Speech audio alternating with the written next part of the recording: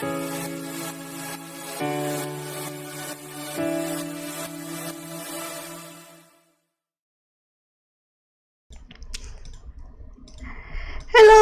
hello, hello. Hello, xin chào mọi người. Xin chào. Yeah. Dạo này không hiểu làm sao mà tớ cứ toàn kiểu bị ấn nhầm livestream ấy. Cho nên là vừa nãy vừa ấn nhầm stream của anh VC từ hôm qua. Oh no. Yeah, chào mọi người nha. Hello, xin chào mọi người. Chào Alpha này, chào Neo.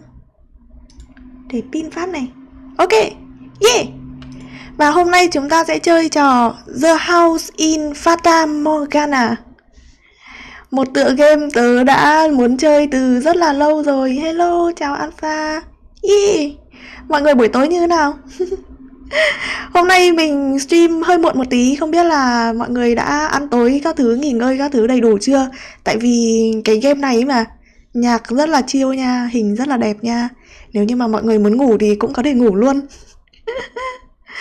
Yeah, và khách mời hôm nay của chúng ta sẽ là bạn McNight Obscure. Và mình mình gọi bạn ấy là McNight. Kiểu McNight ơi, cha, xin đừng đi nhé em. McNight ơi, ô la la cha. Thực ra là bạn ấy đang ở trong Discord rồi, cho nên là tớ muốn nói chuyện với mọi người một tí trước khi vào chơi này. Yeah. Thật ra là tớ cũng vừa mới kiểu đây là cái tuần collab đầu tiên của tớ ấy, cho nên là có nhiều thứ không được suôn sẻ lắm. Rất là mong mọi người thông cảm. Và một trong những cái điều mà tớ muốn nói là khi mà tớ collab thì thường là tớ sẽ phải kiểu vừa tập trung vào bạn chơi và vừa tập trung vào trò chơi ấy. Yeah, cho nên là tớ sẽ không thể đọc nhiều chat của mọi người được. Nhưng mà tất nhiên là tớ sẽ cố gắng đọc. Và kiểu trước khi chơi này hoặc là sau khi chơi này thì tớ sẽ cố gắng đọc chat và nói chuyện với cả mọi người nhiều hơn. Nhưng mà trong lúc collab thì tớ sẽ kiểu không thể phân mảnh tâm trí được nhiều như vậy. Tôi bị ADHD nhưng mà tôi cũng không phải là một người multitasking tốt. Mình ăn tối rồi, nay mình overnight. Oh no. Hôm nay cậu phải làm việc hay là như thế nào à? Oh no. Tôi thì chúc Alpha làm việc tốt nha. Làm việc hiệu quả để có thể nhanh nghỉ ngơi nha. Overnight nhiều quá cũng không tốt lắm đâu nhỉ. Ok, vậy chắc là tớ sẽ chuyển sang màn hình game để nói chuyện với bạn McNight Obscure nào. Hy vọng là mọi người sẽ thích thú với cả cái tựa game này, tại vì tớ đã để dành để chơi với mọi người đấy. Lúc vừa nãy tớ cũng định mở cốt truyện ra để xem trước rồi, nhưng mà no, nhất định là phải để dành để xem cùng với mọi người, để có gì ru rít cùng. Không sao đâu ạ, mình cứ chill theo game thôi. Yeah, chill theo game thôi. Mình đi chơi chứ không có làm việc gì cả.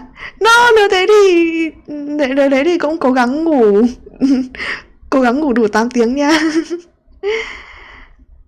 Nào, bây giờ mình sẽ vào game nha. Để mình bật game này. Yeah. Bật nhạc game. Nếu như mà nhạc quá to hay là quá nhỏ thì mọi người nói với mình nhé.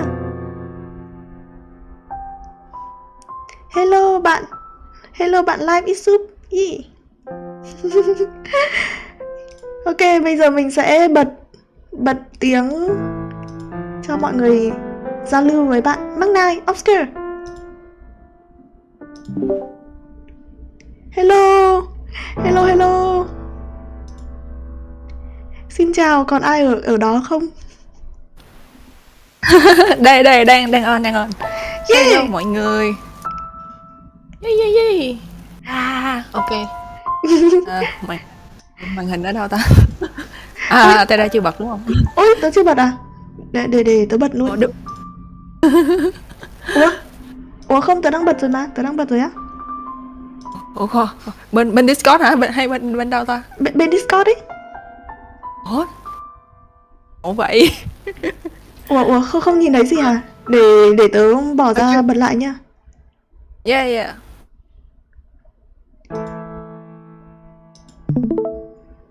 Được chưa?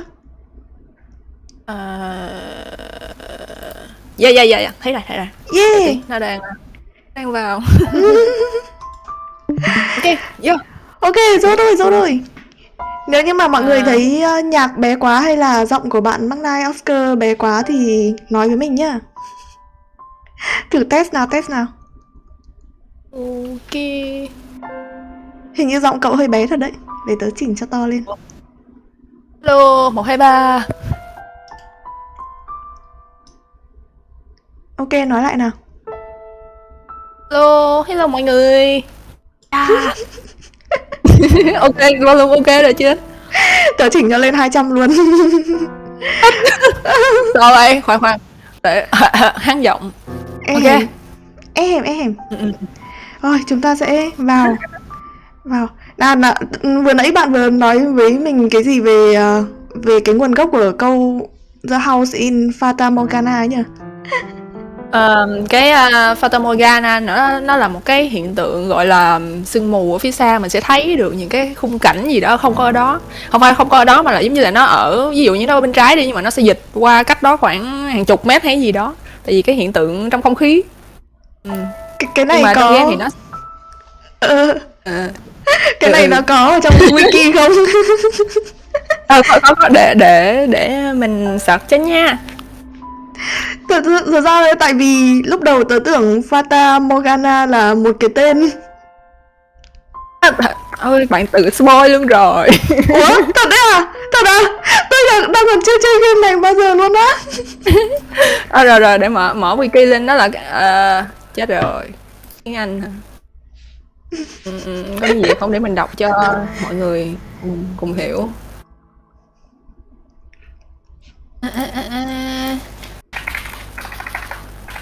Nhá. Để tí. Ủa dịch ra nghe nó lại không hay lắm, nó dịch ra nó chỉ là ảo ảnh thôi. Oh no. Kiểu ảo ảnh sương mù á hả? Để sợ cái tên gốc của nó luôn. Đây. Rồi xong đường truyền của tôi. Oh no. Để tí. Nó loát một trang báo dễ ạt mà nó quay ông nội ơi. Nhưng mà cái art nhìn đẹp không? Được luôn à? Nhìn xinh đẹp. Trời ơi, họa sĩ này, nói chung là trên cái art này là lâu lắm rồi, sau cái bản remake dạo gần đây nhìn nó còn lộng lẫy, kinh hoàng khủng khiếp nữa. Nhìn gọi là chỉ muốn mua cái console để chơi một cái này riêng thôi đó. Chứ họa sĩ kiểu là họa sĩ gốc làm lại luôn ấy hả? Remake luôn á hả? Đúng rồi, mà kiểu sau nhiều năm thành ra anatomy tốt hơn, với lại có nhiều CG hơn. Trời ơi, coi thích mê. Mặc dù là mình cũng chưa có chơi cái bản remake đó, chắc là chơi xong cái này mình sẽ đọc lại cái bản đó xem sao. Tớ thấy là cái game này hình như là tầm khoảng 30 mấy tiếng. Đúng rồi, nó rất là dài, nhưng mà thì nó cũng kiểu như là một cái tiểu thuyết luôn á. Mà được cái là nó có âm nhạc với lại hình thôi. Thì chơi lai rai, nếu mà không stream được hết thì chơi lai rai trong thời gian riêng vẫn rất là ok. Game này nó chill lắm. Cái này nó là hiện tượng ảo ảnh quang học, được đặt tên theo Morgan Le Fay, phù thủy trong truyền thuyết kể về vua Arthur. Vậy là nó cũng có liên quan. Nó cũng có liên quan tới game rồi đó. Hiện tượng này xảy ra khi mà ánh sáng truyền đi bị khúc xạ hoặc là uốn cong do sự chênh lệch nhiệt độ giữa các lớp không khí. Wow, big words. Làm tớ tự dưng nhớ đến cái kiểu ảo ảnh ở trên sa mạc ấy. Tức là kiểu người ta nhìn ảo ảnh xong rồi kiểu nhìn thấy một cái ốc đảo ở đằng xa xa, nhưng mà đến thì thực ra là không phải. Đúng rồi, ở đây nó cũng có đề cập tới cái đó nè. Thì nó gọi là nó nói chung là cái hiện tượng ảo ảnh đó. Ok. Ok, bắt đầu nha. Bạn McNight muốn làm nhân vật hay là muốn làm người dẫn chuyện nào? Game này nó có 2 người dẫn chuyện nha, kiểu một người dẫn chuyện meta với lại một người dẫn chuyện truyện kiểu kể chuyện á. Thật ra hơi khó giải thích, thành ra cứ vô đi rồi mình sẽ giải thích sao. Ok. Enter the mansion now. Vào dinh thự. Yeah, đi vô. Let's go, let's go. Kha kha kha. Kha kha kha kha kha kha.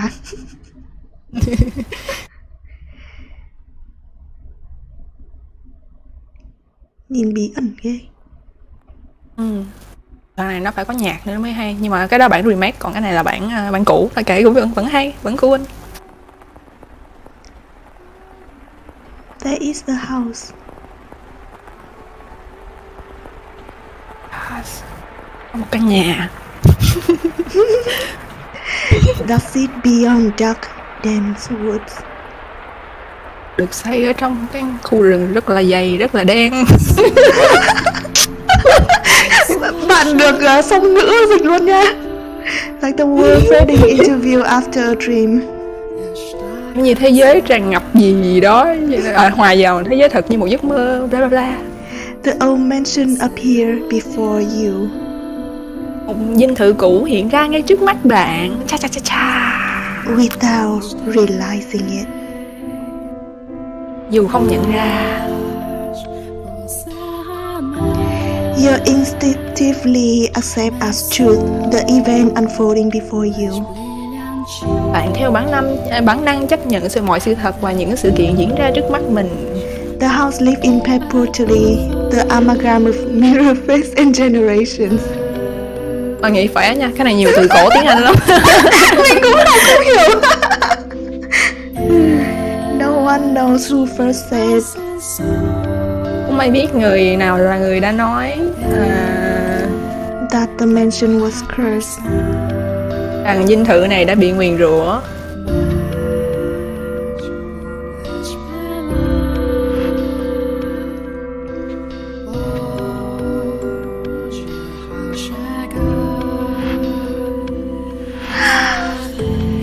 Tớ thích mấy cái kiểu kiến trúc mà có cửa sổ kính như này cực luôn ý. Yes, nó bắt đầu có atmosphere, nó bắt đầu vô rồi đó. Moyataro. Wow. Chị này có big ship.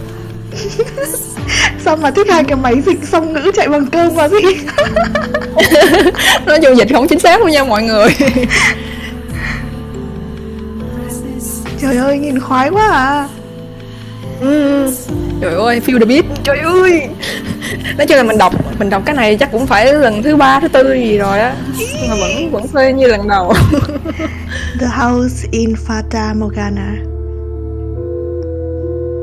Ngôi nhà trong ảo ảnh hả? Đúng rồi, tại vì nãy nó cũng dịch là ảo ảnh rồi. Our Father. Này kinh thánh rồi, thành ra mình bí nha, vĩnh biệt. Who art in heaven, hallowed by thy name. Kiếm rồi nó có bản dịch kinh thánh, không biết cái này là verse nào. Have mercy on me, O Father, and cast their souls into eternal damnation. Này là nó chế nè, chứ không phải là kinh thánh gốc nữa.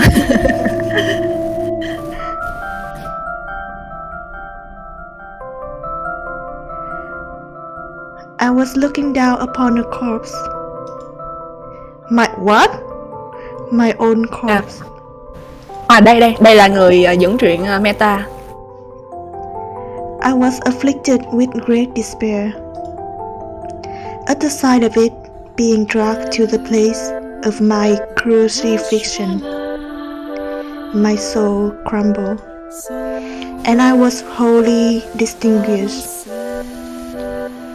Indeed, I did once lost everything.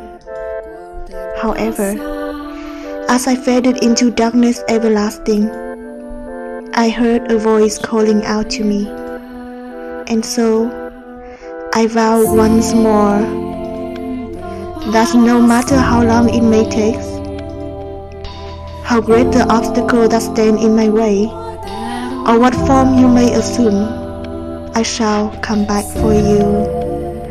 Trời ơi, lãng mạn quá. Rất là lãng mạn. Nói chung coi đọc hết một lượt rồi quay lại đọc cái này nó rất là ấm mề. Xin hỏi các bạn gì âm thanh fan girl của mình? Không biết là tiếng nhạc có hơi bị to quá không nhỉ? Để tớ chỉnh. Hình như là hơi bị to hay sao ấy. Trong Discord thì nghe vẫn ok, mà không biết bên các bạn nghe stream thì thấy thế nào? Để chỉnh một xíu thôi. Nhưng mà kiểu nhạc này mà không nghe to thì lại không feel ấy.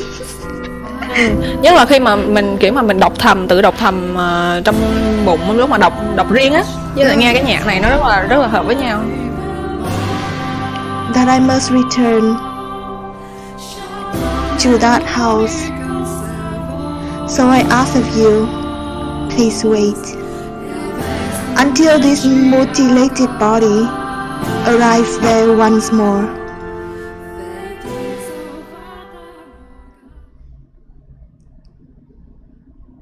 Cái này vẫn là dẫn chuyện của tớ đúng không? Đúng rồi. Your consciousness, wavering like a ship at sea, was slowly drawn back to the surface. Terra. Chuẩn bị tới. With each new breath, feeling gradually return to your fingers. Master. You could hear the pattering of rain from somewhere. Master. And the sound of a crackling fire. Wake up, Master. Crick, crick, crick. Wake up. When you came to, you were rocking back and forth in a rocking chair. The room was dimly lit. Aside from the flickering of the fireplace, there was no other illumination. No light shone through the closed windows. There was only the pitter-patter of rains on the glass. It was as though the whole mansion has been enveloped in darkness. Oh, splendid. You're finally awoken. Someone called out to you. You were about to search the room, but that turned out to be unnecessary. The source of the voice was crouching beside the chair, looking up at you with emerald eyes.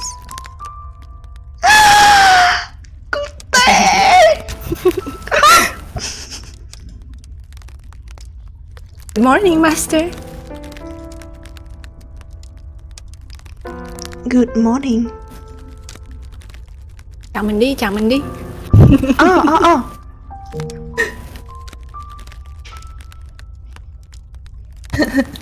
What's the matter?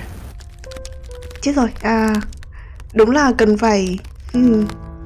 Oh no, shit. Mình đã... cái này là... Cần gì vậy? Are you still waking up? Tớ nghĩ là tớ sẽ cần phải move cậu sang một bên với tớ. Đúng rồi, tại vì nó có dính chữ mà đúng không ta? Nó dính chữ nhiều lắm. Ôi trời ơi, giờ mới thấy cái màn hình bên kia. Để hai đứa bé xinh lại để mọi người nhìn được chữ. Quay tới 90 độ à. Ló ra từ bên trái màn hình. Yeah. Ok. Được rồi á.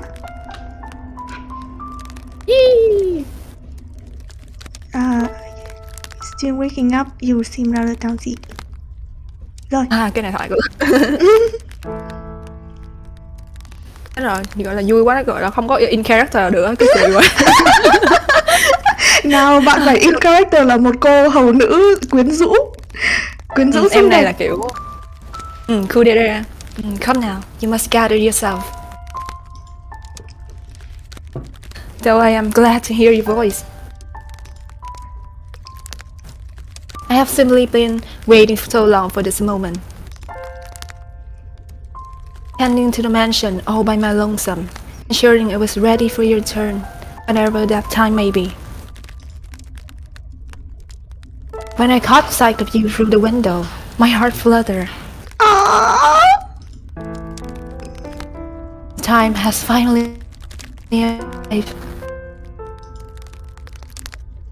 You were perplexed. This woman, who looked like a... but you have no memory of her.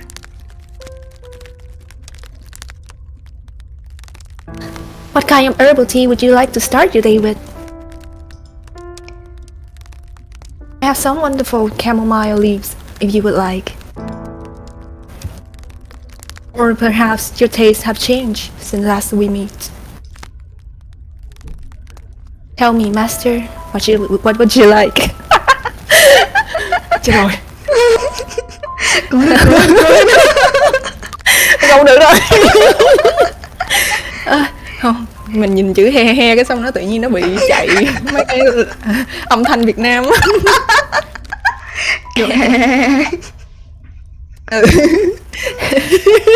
No, skip cười đi. I beg your pardon. I allow myself to get too excited. Sorry. Im cha quá vậy. But I hope you will be sympathetic, master. I am just utterly elated that I could see you again. Trời, toàn từ cổ luôn à. Tớ không biết mấy từ này luôn ấy. Đó rồi, em từ mà gọi là người hầu siêu cool, siêu ngầu tự nhiên biến thành một em siêu happy khi gặp lại master. The woman appeared to be genuinely delighted that you have awoken, but she seemed to lack the energy typical of her age. Or perhaps life was more appropriate than energy. But the gloom extended beyond the maid. It seemed to encompass the entire mansion. The plaster was illuminated by the fireplace, and the rose engravings in the ebony pillars feel vaguely familiar. But a crushing sense of claustrophobia overpowered that familiarity. It seemed as though the house wasn't interested in accepting you just yet. Oh my, you do not know who I am? You do not know who you are either. That is quite the predicament.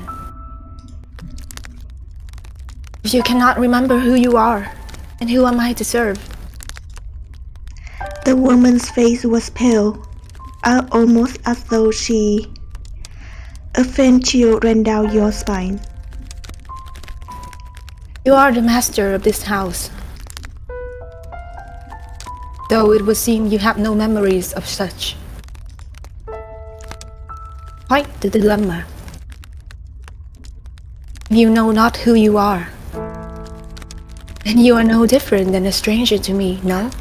Không, đừng mà em ơi, đừng mà. Indeed, you have returned. Không được, tôi mới vừa cool một chút thôi. But from where? That I cannot say. Then how about this? I am a servant of this mansion, and as such, I am familiar with the many incidents that have taken place here. I shall show you the history of this house, master. That will surely allow you to recall who you are. The freshly awakened gears in your head began to turn as you mulled things over. The maid has called you the master of this house, but without a single mirror in the room, you have no way of seeing what you look like. Unable to decide, you reflexively nodded. Yep. Let us be off then. And fear not, I merely entreat you. Oh god. Nó nhanh quá. Nói chung là em vừa mới nói là mình nắm tay em chặt vô á. Should you hold it tightly, you need not worry about being washed away by the waves of history.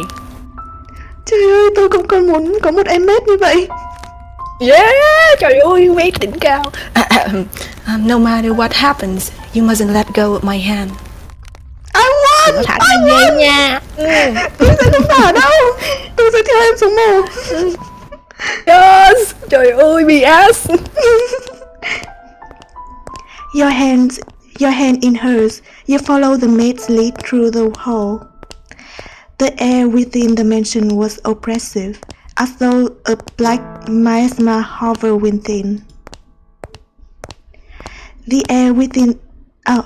The house was bleak and barren, hardly a trace of color to be found. You came across an open window. Beyond it lay nothing but darkness. Neither sunlight or moonlight could be seen. There were no chirping birds, no rustling grass, no sign of life at all. Everything that would normally give color to the world had vanished entirely. The only other present was that of the maid.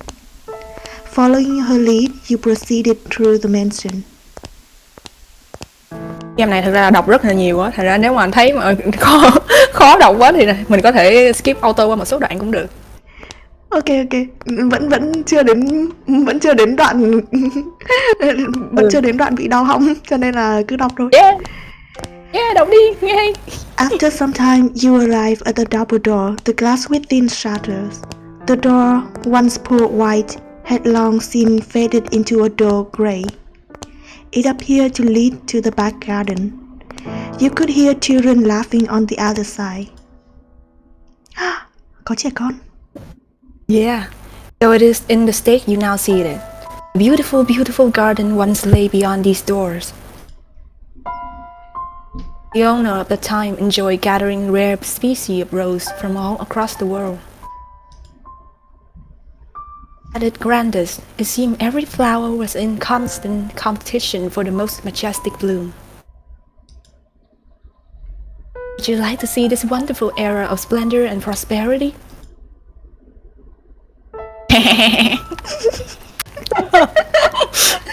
I very much hope it is to your liking, master. Được rồi, phải nghĩ ra một cái điệu cười nào đó tùy mị hơn. Có thể là cười kiểu Kudere Girl anime, đó là phu phu phu phu. Thực ra không coi cái bản tiếng Nhật của game này thì không biết là có phải là phu phu phu không, chứ thấy cũng khá là hợp á. Hợp ghê hả? The maid opened the doors to the back garden. A sudden gust of wind brushed across your face, forcing you to close your eyes as you followed the maid out of the doors. When you next opened your eyes, the world was no longer blanketed in shadows.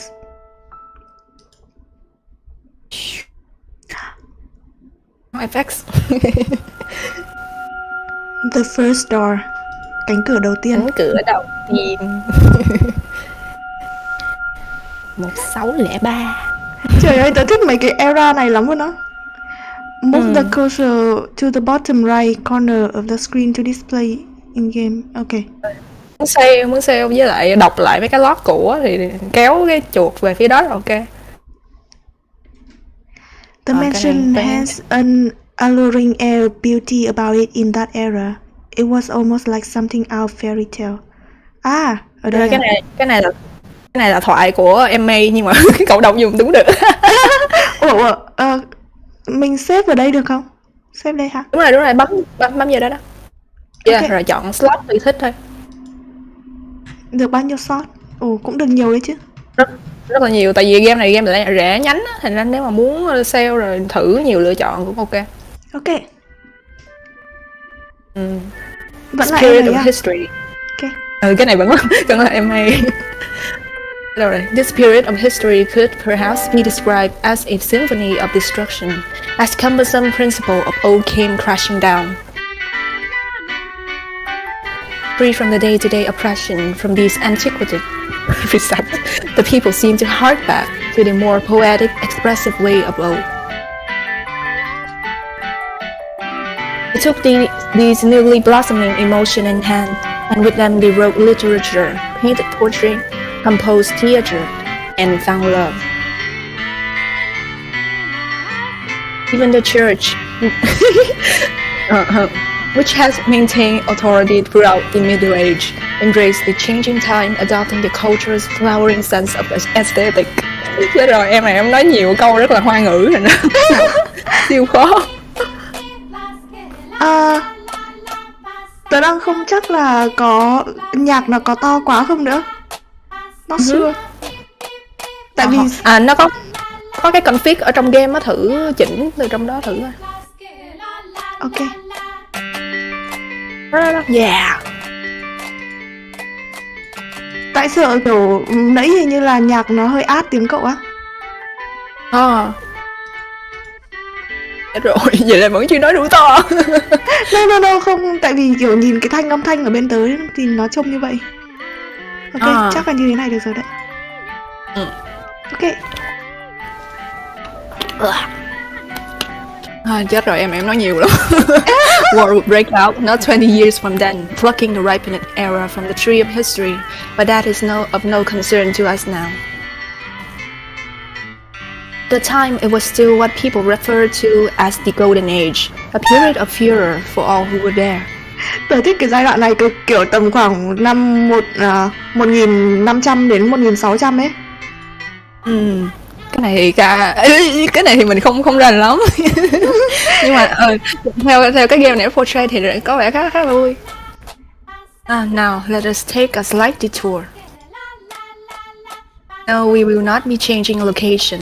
This is a tale about dimension from beginning to end. We will, however, be moving through time. Chứ không đấy em ơi. Say about 8 years into the past. A very wealthy family lived in the house then. Mother and father, brother and sister all has distinctive, beautiful flaxen hair. Tóc kiểu nâu vàng vàng. I was always enamored by their hair. By contrast, mine is the color of a wet crow. Không, em rất xinh đẹp, đừng nói vậy. Đúng vậy, tại sao tự ti vậy? See, there I am, standing around, looking rather fool. I was happy back then. And what reason did I have not to be afforded the opportunity to attend to such a beautiful home? So I pour my heart into serving that family. Listen closely, if you would. A soft, fleeting sound that could only be a young girl singing. Can you hear it? Cái nhạc OST hiện tại là cái gì? Tưởng tượng giống như là cái giọng hát đó đi. Rồi giờ ai làm Loli? Để tớ làm Loli chọn. Yo. La la la la la la.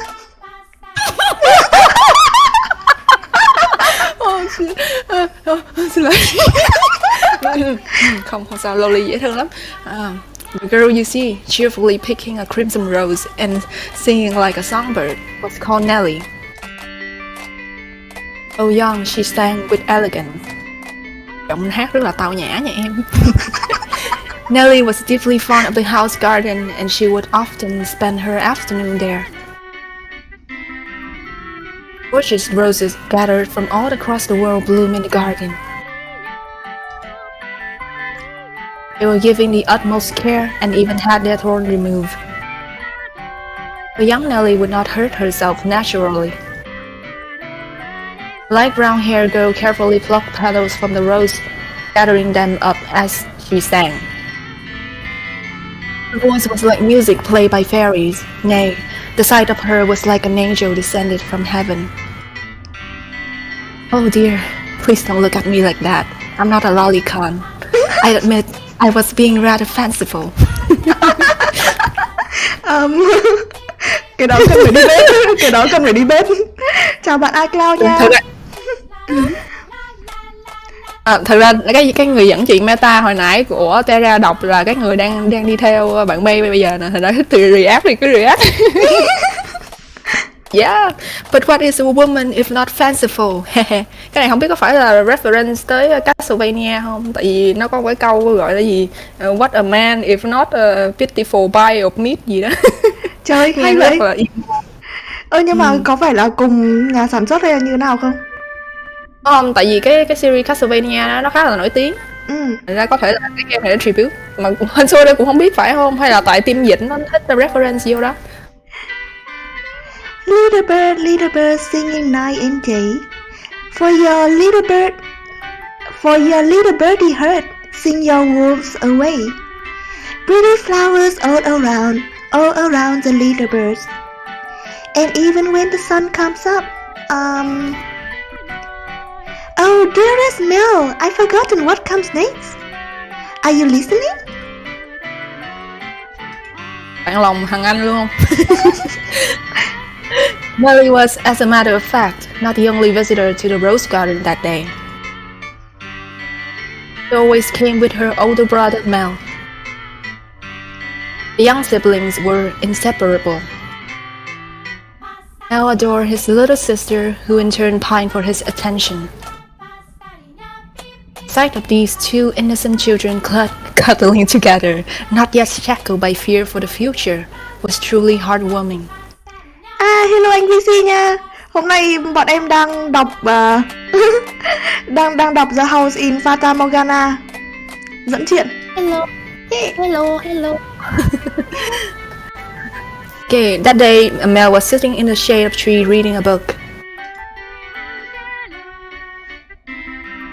As I am sure you are aware, in their time, books could not yet be mass-produced. Khổ quá, không có manga để đọc nữa.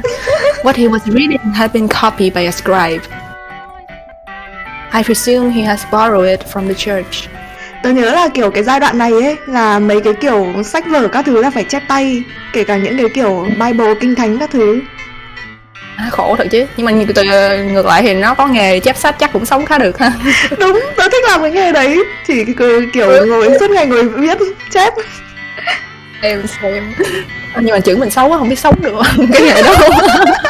Okay, the book, having passed through many hands over many years, was visibly worn, but I suppose that just speaks to its importance. It was, in fact, a Latin grammar textbook he was reading. Mel was a clever boy. He had attended church from a very young age, where a priest would instruct him in Latin grammar. But at that time, I believe he was capable of reading even advanced texts. Oh, dearest Mel, please. The young girl approached her brother, who was consumed by the text. In her hands, she carried a large pile of rose petals. Though his sister's shadow overlapped with the trees, the boy still did not notice. So Nellie puffed her cheeks, thrust out her slender arms, and let the petal fall. Ah! Look, your head is covered in roses, Mel. Oh, Nelly, you got petals on the book. This isn't mine. This isn't mine. I can afford to let it get dirty. It's your fault, dearest Mel. I tried to get your attention. And besides, flowers won't get a book dirty. I must raise the white flag. When did my little lady find herself such a sharp wig? Trời ơi, hai đứa nhỏ cute quá à. Trời ơi. While waiting for you, dearest Mel, I waited, and you didn't so much as glance at me. I'd be unuttered by the time you're done reading that book. Wow, that soon? That soon? Mother said girls grow up fast. She may be right. In that case, we should do something together before you're all grown up. Surely you won't play with me any longer when you become an adult. That's not true. I still play with you even when I grow up. But grow up won't play, Melly. Fine. I stay a child forever then. Didn't you just say you were about to grow up? You're so mean, Mel. I'm sorry.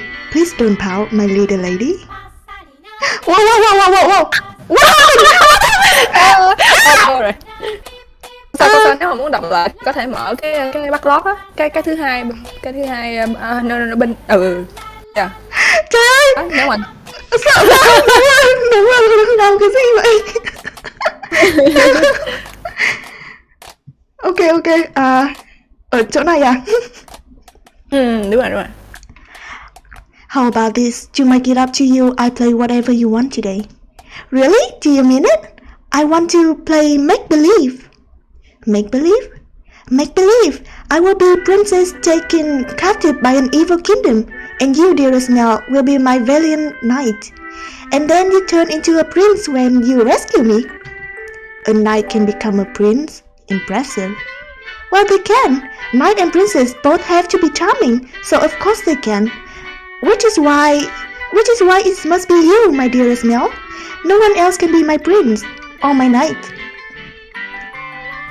Tới mình đúng không? While he may have appeared outwardly embarrassed as his rose-cheeked sister proclaimed frowningly, I am certain he was smiling on the inside. After a few moments, he meekly knelt, bringing himself to eye level with Nellie and gently stroking her soft hair. Alright then, you are my princess, Nellie. And just not any one princess, dear Mel, but yours alone. So, don't be anyone else's prince but mine, okay? Jeez, my princess is quite the foreigner. Is that bad? Does that make you dislike me? Not at all. I'm proud to have you as my sister, Nellie. You mean more to me than anything in the world, my dear princess. I love you, dearest Mel. You will always be my prince, forever and ever. Her mood quite improved. Nellie began humming the melody of the song she had forgotten the lyrics to. Holding the skirt of her dress out from her body, the young girl pranced about the rose garden. Giờ tôi mới để ý nha, cái hình như cái art này nó đã được update rồi, thành ra nhìn nó rất là linh động hơn là cái bản hồi đó mà mình chơi. Ồ thế à? Kiểu nó có mấy cái cánh hoa rơi lả tả ra, hồi đó là game mình chơi nó không có. Hay quá gì? Chắc là do Terra mua bản mới nhất trên Steam đúng không? Đúng rồi.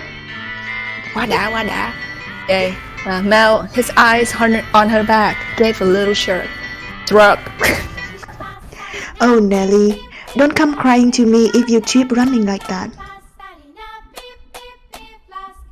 But Mel was not entirely disapproving of his sister's excitement.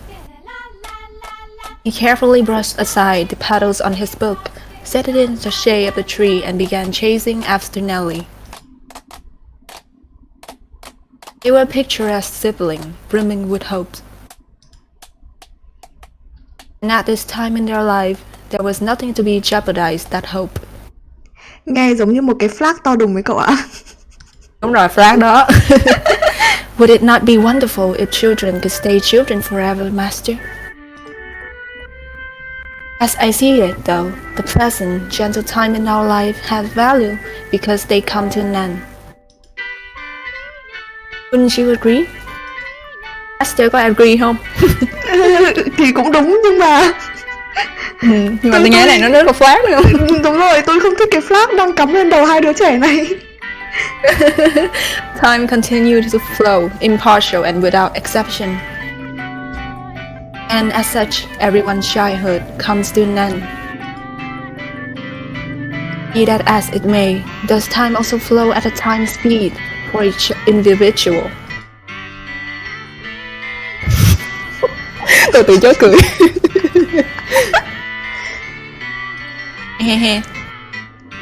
Now, let us take a trip down the river of time. I would be very much delighted if we could remain at this point in time, but unfortunately, we cannot. Please, do not let go of my hand, Master.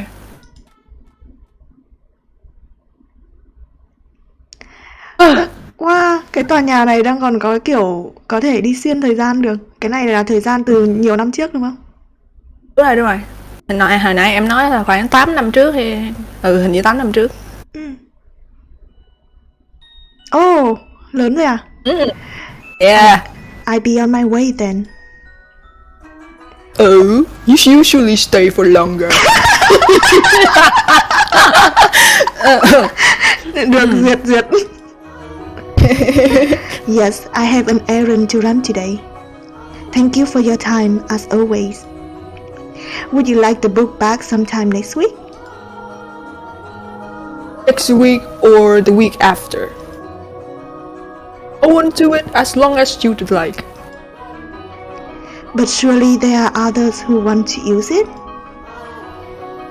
None as sharp as you, Mel. Put yourself in my shoes, and you will understand. I want to give you any advantage you can get. Oh, do you not believe me? No, I just hear like you like a sort of con or something. Chết rồi. Cái stereotype. No, I believe you, Father. I am lolicon. No, shotacon. And I mean to do whatever I can not to disappoint you. Mà không, bây giờ là Mel cũng lớn rồi, ra cũng kiểu cỡ thiếu niên, ra chắc cũng không tính. Chắc cũng phải mười mấy tuổi. If you need anything, don't hesitate to ask.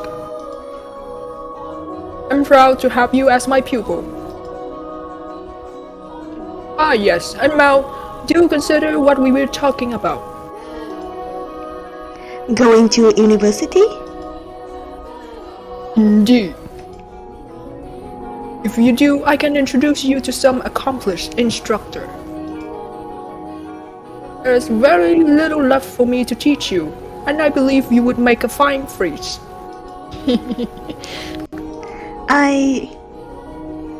It's an honorable thing, Mel, to devote yourself to the service of our Lord.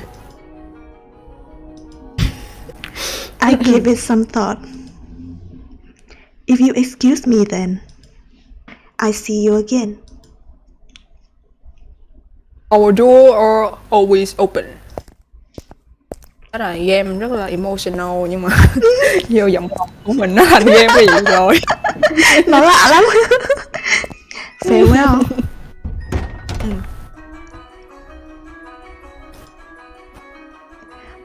Whether it's in the service of God or service of the church, it is an honorable profession. But theology, I wouldn't mind attending university, but I'm not sure. I kind of like to do something different, something more befitting of the times. As of what though, I'm stumped. Cái thời này thì có nghề gì ta?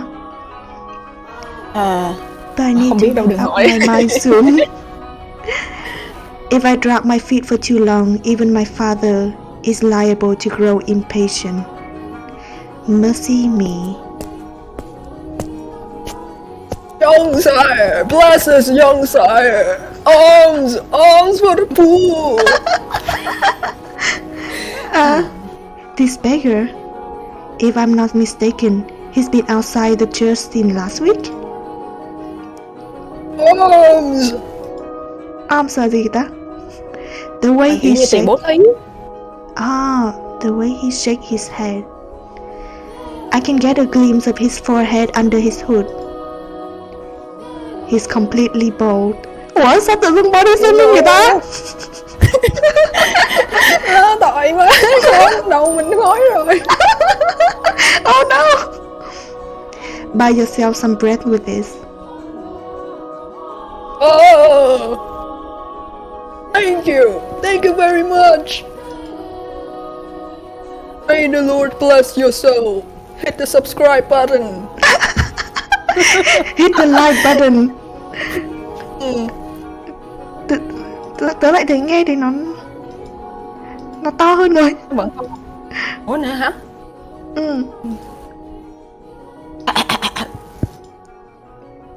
Thanks, the Lord.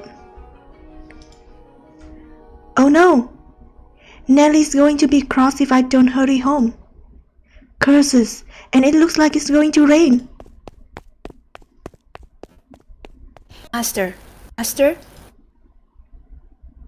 Oh, thank goodness.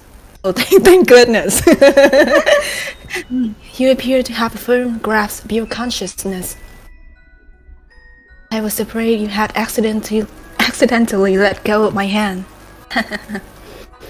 Đã cố nghiêm túc cười. Now, Master, This is the period of time I truly wish to show you. The boy reading in the rose was now a young man, a fine young man. Nonetheless, he still bore the same gentle eyes as before, and he would from time to time show remnant of that innocent young boy. He was, in his own mind, still making the transition into adulthood, I suspect. Mel frequently visited the church on Sundays to participate in Mass, of course, but more often to be tutored by the priest. In addition, he also attended a private school run by an eminent marquise. Hình như vậy. Though it was not a school where students had desks and sat in rows. They studied at the marquise estate. Secondary and higher education was not the same as it is today. And Mel was considering university. The priest wanted to recruit him to the church, but Mel was having difficulty deciding what he should do. That he has such a choice is envious, it is not?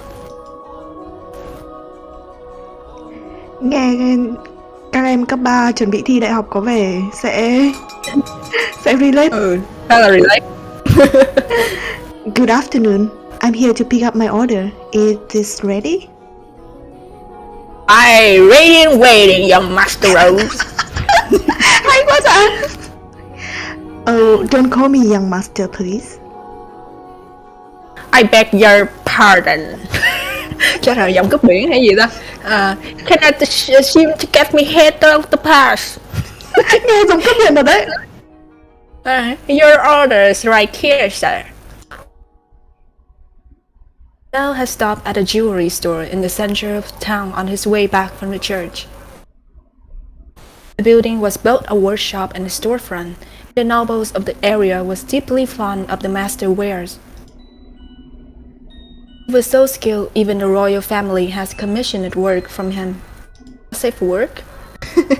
As a matter of fact, the wood inside out front was engraved with a replica of a piece of his jewelry, said to be on display in the palace. As artistry flourished in this golden age, the number of shops selling luxurious items such as jewelry rose in kind.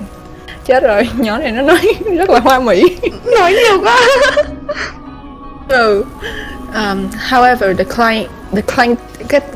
tiếng Pháp hả? Clientele of each shop comprised a very narrow range of people. Kiểu như là cái target client ấy. May I have a look? Of course. Good. It came out just as I hoped. Splendid work. Đúng rồi, điệu cười của mình đây này. Cannot afford to disappoint a loyal customer like yourself. An admirable work ethic. I'm sure she will love it.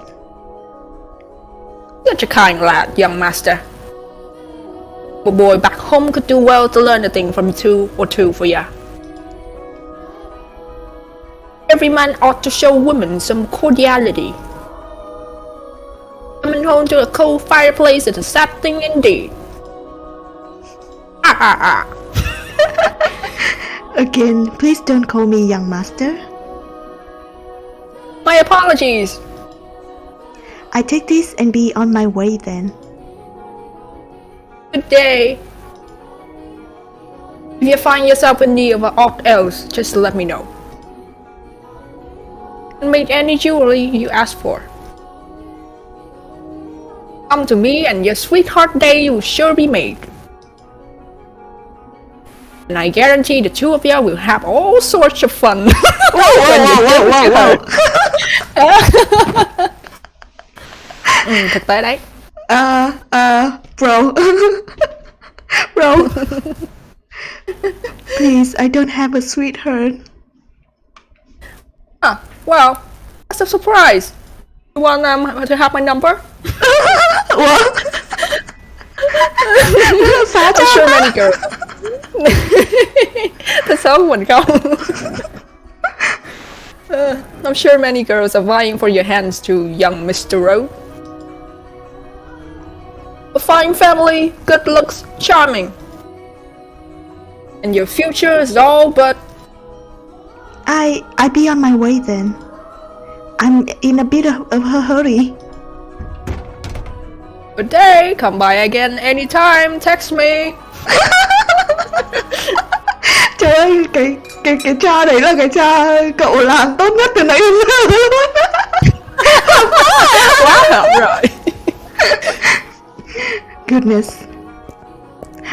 Maybe I say I want to study abroad or something.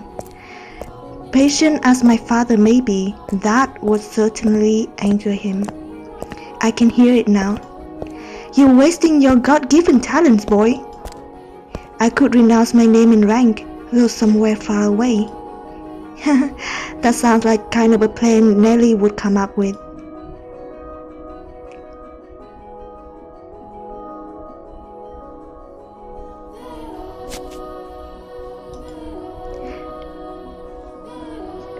Cậu đã mỏi chưa? Cậu cần tớ thay ca không? Bắt đầu hơi hơi rồi đó. Không sao, có lên thêm một chút nữa là được. Ok. As he drew closer to the mansion, the rich fragrance of rose grew more prominent. Over time, this distinctive scent has led visitors to refer to the house as Rose Manor. It was also probably a play on the flaxen-haired family last name, Rose, which you heard the owner of the jewelry store say just a moment earlier. The mansion looked quite different than it does now, no? No thickets of ivy covering the walls, no rotten broken door to be found. I wonder what the Rose family would think if they saw the house in its present tragic condition. Sight of their abundantly blooming rose, a veritable symbol of prosperity, long since withered and turned into soil. My apologies, I got a little sentimental there. Let us forget, for a moment, about our own time. I suppose I stay out a little too long. Oh well, the sun still shines high in the sky. I'm sure it's... Dearest Mel, what took you so long? Whatever have you been? I've been waiting forever. Nelly? You're not in the house? Nope, you were taking so long I decided to wait by the gate. But you didn't even notice me at all. Is that any way to cheat a lady? All the studying got your head stuck up in the clouds. No, it hasn't really. Also, you're heavy. Could you please get off my back? Trời ơi, xinh quá, bé Nelly xinh quá à. Yes! Spike của em khi lớn rất là cute, rất là hợp gu. Cute thiệt. Heavy? I've been gradually reducing the amount of sweet I eat, and I love sweet to maintain my figure for a new dress, and you call me heavy? Chết anh rồi. I didn't catch that. Were you saying a tongue twister? You're such a dimwit, Mel. Joke, blockhead, weakling. An obnoxious to boot. Whatever happened to the delightful little girl who was once my sister? She's probably throw a fit if I say that out loud. Should you really be outside, Nelly? You are the star of today's event. It's fine. They can call it a birthday party, but I know it's just about fraternizing. It's obvious that father's true motives are. He's been gathering a bunch of boys from good families to look for someone to marry me off to. I have no interest in that at all. Don't be like that, Nelly. They are all here for you. At least enjoy what you can of the party. Yeah, I guess. And besides, it's not completely terrible. Look at this, dearest Mel. What do you think? What do I think? About what? Kiểu anh trai bị ngớ. Tội nghiệp thiệt. Kiểu thẳng nam đầu gỗ. Chính xác. About what? Meow. My new dress is arrived. I'm wearing it. How could you not notice? I did notice it was something I hadn't seen before, but you have so many dresses, Nelly. But this is a dress I have made just for today. Look at the colors, they are so pretty. It's the work of the renowned dyer. And this belt is just lovely. You see how it comes together to form a butterfly? Oh.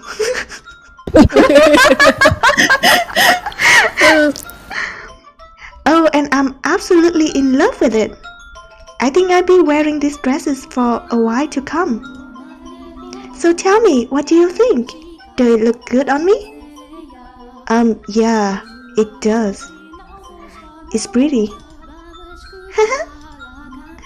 In some way, I guess she's still a delightful little girl. Oh, dearest Mel, I love you. Aww. Wow, don't jump on me like that. Oh my, you dropped something. And what have we have here? Wait, hold on. You can't have that yet. It is a present? Give it back. I was going to give that to you later. I knew it. It's for me. And just what it could be. Hey, don't open it. What's the big deal? It's going to be mine soon anyway, isn't it? Cái gì đây? Nhẫn à. Cái nãy mà Oh, I love it. A rose necklace. And this design is from a jewel the royalty family uses. Oh, my dearest Mel, you have this made just for me. Oh, jeez. It defeats the purpose if you open it before the party. Happiness is always better sooner rather than later, Mel. Hoàn áp. Đúng lại flash rồi. Mấy đứa này các bạn cắm flash lên đầu nhau là như thế nào nhỉ? Cái game này rất là nhiều flash. I think I put it on right away. There, how does it look? It looks lovely. My broom is still the sweetest in all the land. Don't make such weird noises. Oh, but why not? A prince always knows exactly what his princess wants. Mùi quá nha hai em ơi.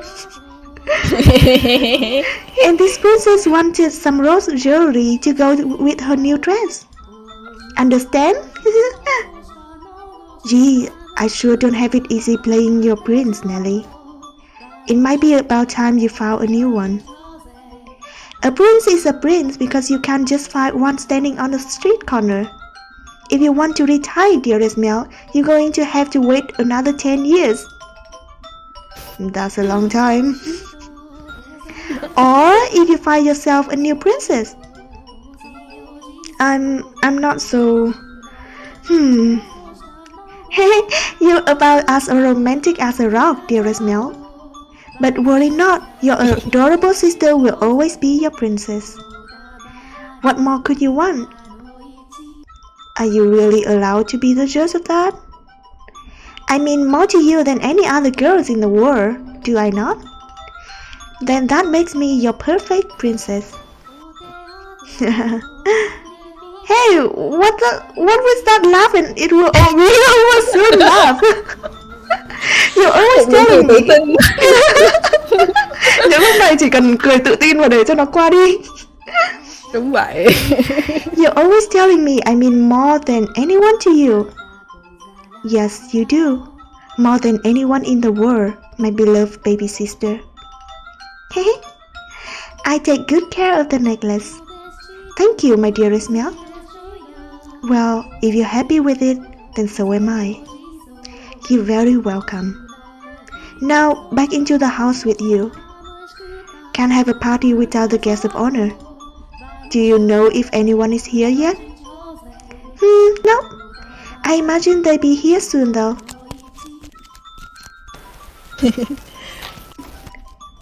Were you down at the church again today, Mel? Yeah, there was something I didn't know how to translate, so I went to look it up. Wow, so diligent. I can say I really like the priest there, personally. Actually, thì có nhiều flag quá tôi không biết phải chọn cái flag nào nữa. Chọn tất đi bạn ạ. Đúng rồi, sao phải chọn nhỉ? Cứ phải lấy tất thôi. Actually, I kind of feel the same way. Ủa, anh ơi. What, really? Why? Well, you know, I have my reasons. Hey, so even you don't always like the priest, huh? Let's skip mass on Sunday then. We Xác can nhận do... ông priest keep creepy. Yep, nghe hơi creepy luôn. No skipping church.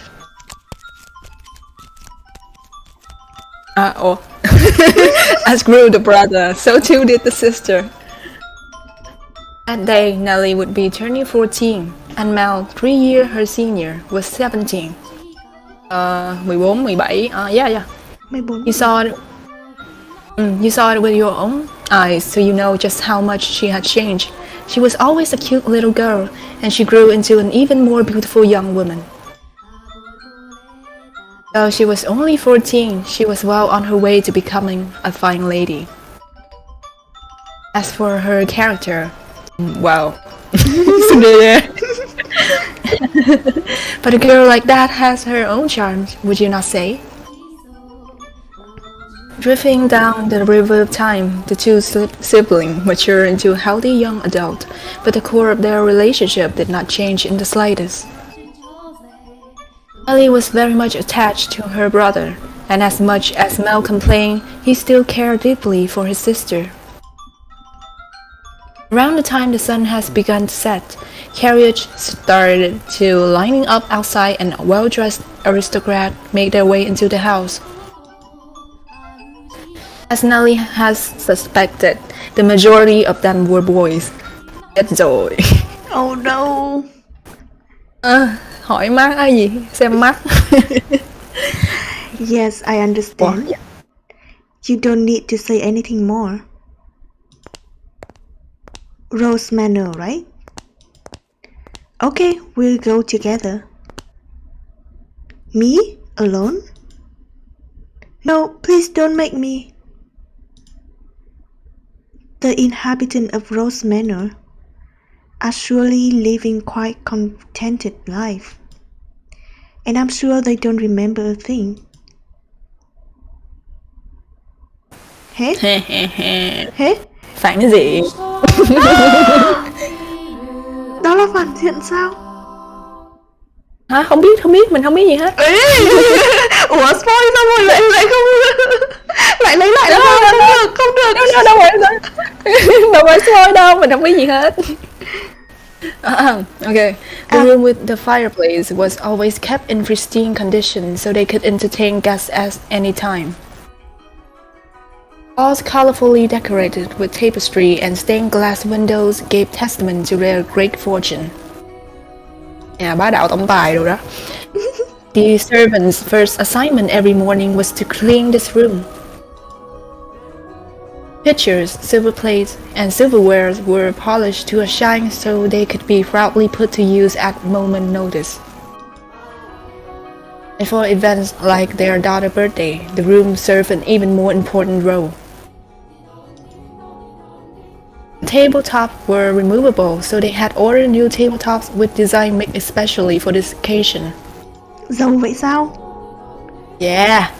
And once the banquet has drawn to a close, tables speckled with half-empty wine glasses and leftover candy fruit were moved off to the side to make room for, of course, the festivity. Good evening, Lady Nelly. Yeah. À, À không, nếu thế thì đằng nào tớ cũng sẽ phải đóng cả Nelly lẫn Mel nữa. Thôi Adler là cậu nha, Adler nha. You're looking particularly lovely today. Nghe muốn chạy quá. Nelly, I have this jewel cut just for you. Look here. You let me have this dance, won't you? No. Nope. Tội em quá. What's the matter, Nelly? You look exhausted. These are pretty good. Want one? I know you like sweet. They are apple candy in rock sugar, I think. You disappoint me, dearest Mel. Hey? What do you think is the matter? They just keep coming. It never ends. It's driving me up the wall. Everyone just repeating the same lie they've been taught. They all think breeding jewels and requests to dance are enough to make a girl swoon. But I think that is true for you, Nelly. Though, why is she disappointed with me? I think I'm done with the birthday party after this year.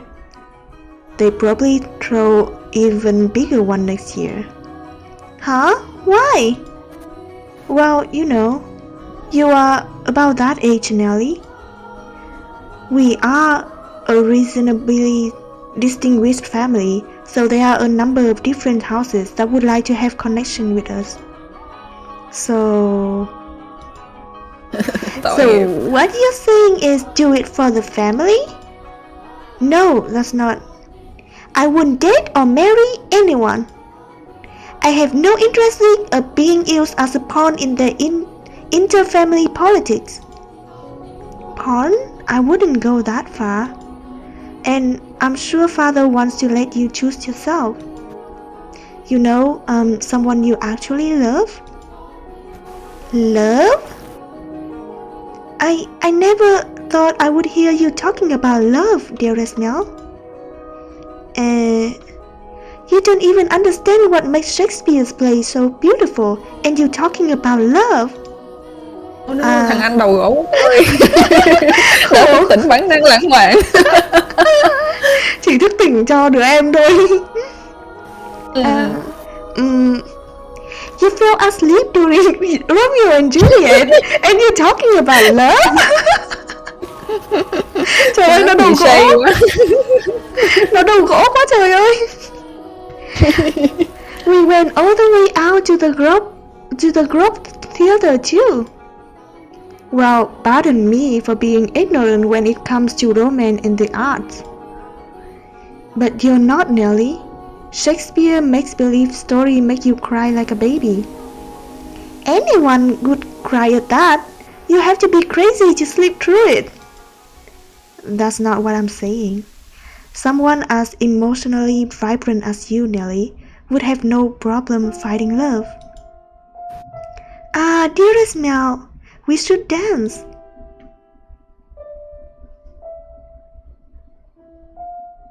Cho.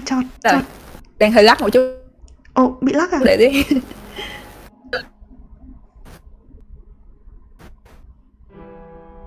Rồi lên này. Lady Nelly, could I have this fuck? Lắc rồi. Let's dance, dearest Mel. What? Me? Oh no. Bạn mắt này bị out chưa? Alo. Trở lại chưa? Alo. Rồi nghe bình thường, nó vẫn hơi mờ một chút nhưng mà không sao. Ok. Yeah. Come on, I really like this song. Quit pulling on me, Nelly. What's the point of us dancing? We are siblings.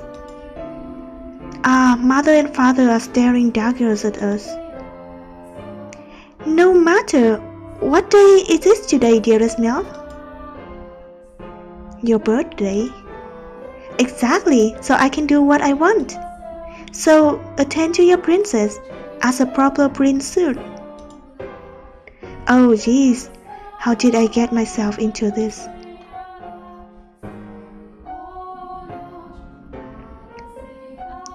Ellie's spirit fluttered along with her as she stepped in time to the music.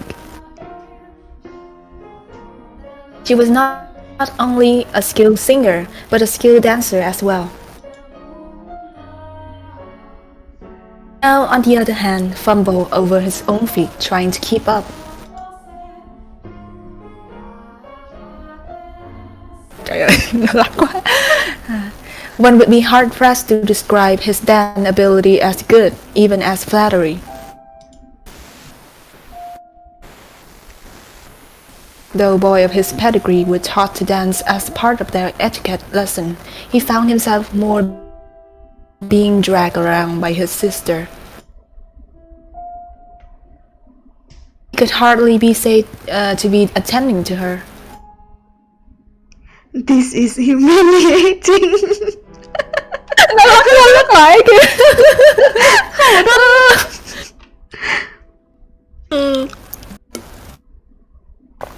Because his parent has been hands-off in raising him, largely giving him free range to study and learn what he pleased, Mel looked like a tangle-up marionette. From throughout the hall, he could hear giggling, uncomfortable chuckling, and people coughing to disguise their laughter. Tội quá. Khổ thân em bé quá trời ơi. Ở đây có hai người đang cười nữa này. Come on now, dearest Mel.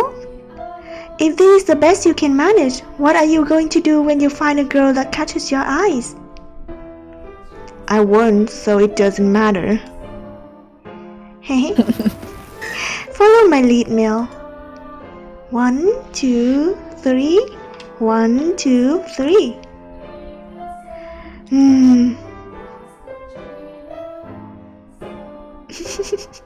Ellie alone enjoyed her time dancing with her brother, and quite throughoutly at that.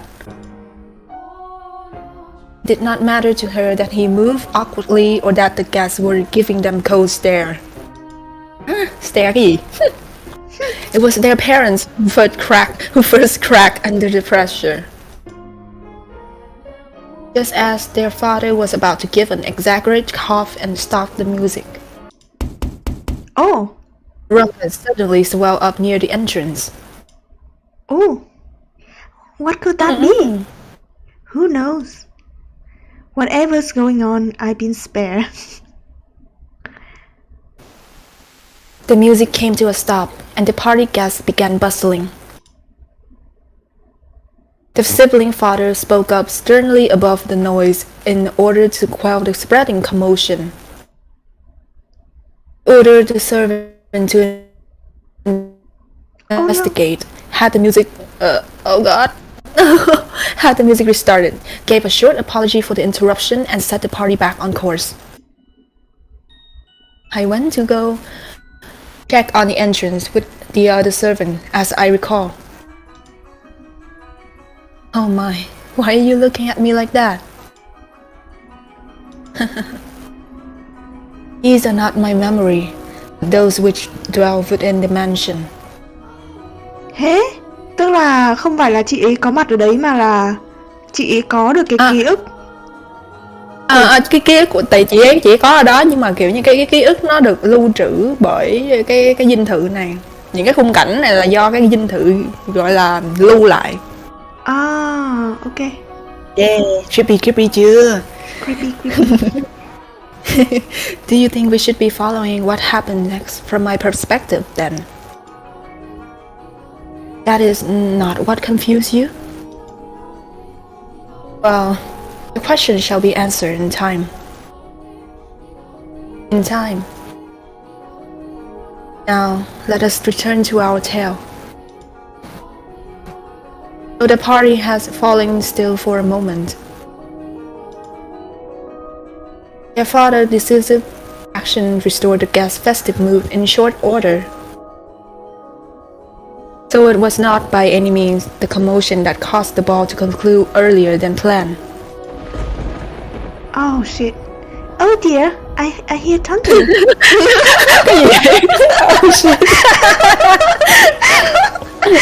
Tôi bị phá character một tí. Xin chào bạn Hoàng Nguyễn nha. It was rather loud too. Sound like we have quite a storm brewing. We live in a country where the weather was nothing if not unpredictable. Rain was a frequent occurrence there.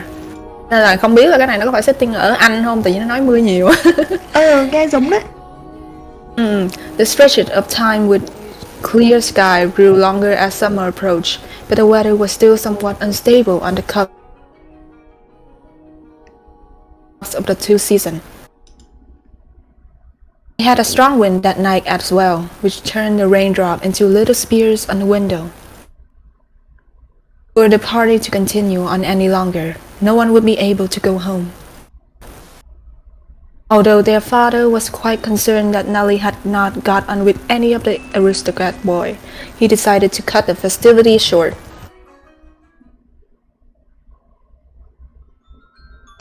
Thank goodness it's ended early.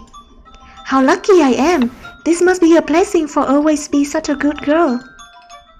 I'm not sure having your own birthday party cut short count as lucky. But it was no fun. I can't have it if I'm not enjoying myself. And for heaven's sake, Arthur was here. Trời, tưởng em này kiểu hướng ngoại chứ hóa ra là cũng hướng nội à? One of us, one of us. One of us.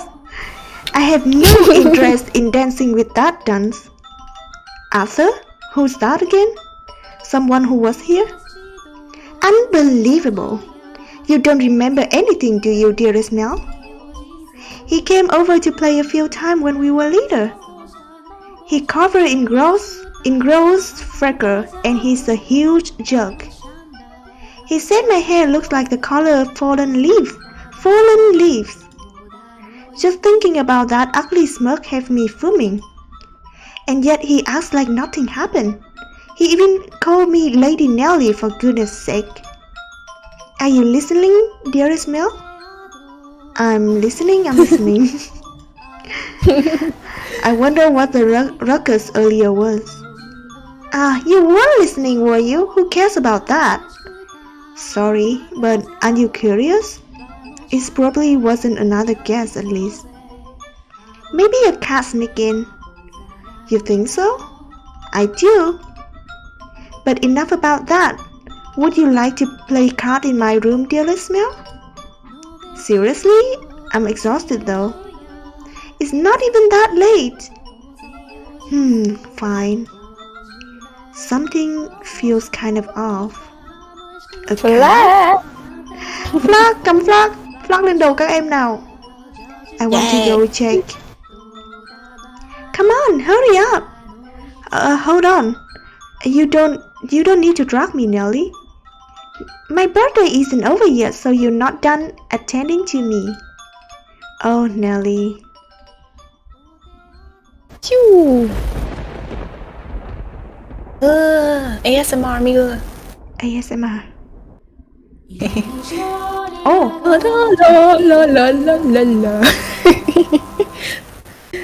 Nghe cái này lại hoài niệm quá. Nghe nhạc thích thật luôn á. Em chơi xong nghe cái album của nó rất là phê. Để xếp vào đã. Đúng rồi, trời, nãy giờ rất là lâu rồi. Cái này là lock à hay là nha? Yes. Xây vô cái slot đó cũng được. Okay. The rain just won't let up. I can't sleep. I wonder what the commotion earlier was about. Oh, for goodness sake. It's all the storm's fault. That's why I can't sleep. I'm just fretting over nothing. I'm sure Nellie was right. It was just a cat. Maybe a dog. Đi check đi. I can't sleep. I hardly ever have this much trouble falling asleep. What could this feeling be, I wonder? It was not quite foreboding. Walking around the house at this time of night isn't going to help anything. But I'm not going to fall asleep just lying here.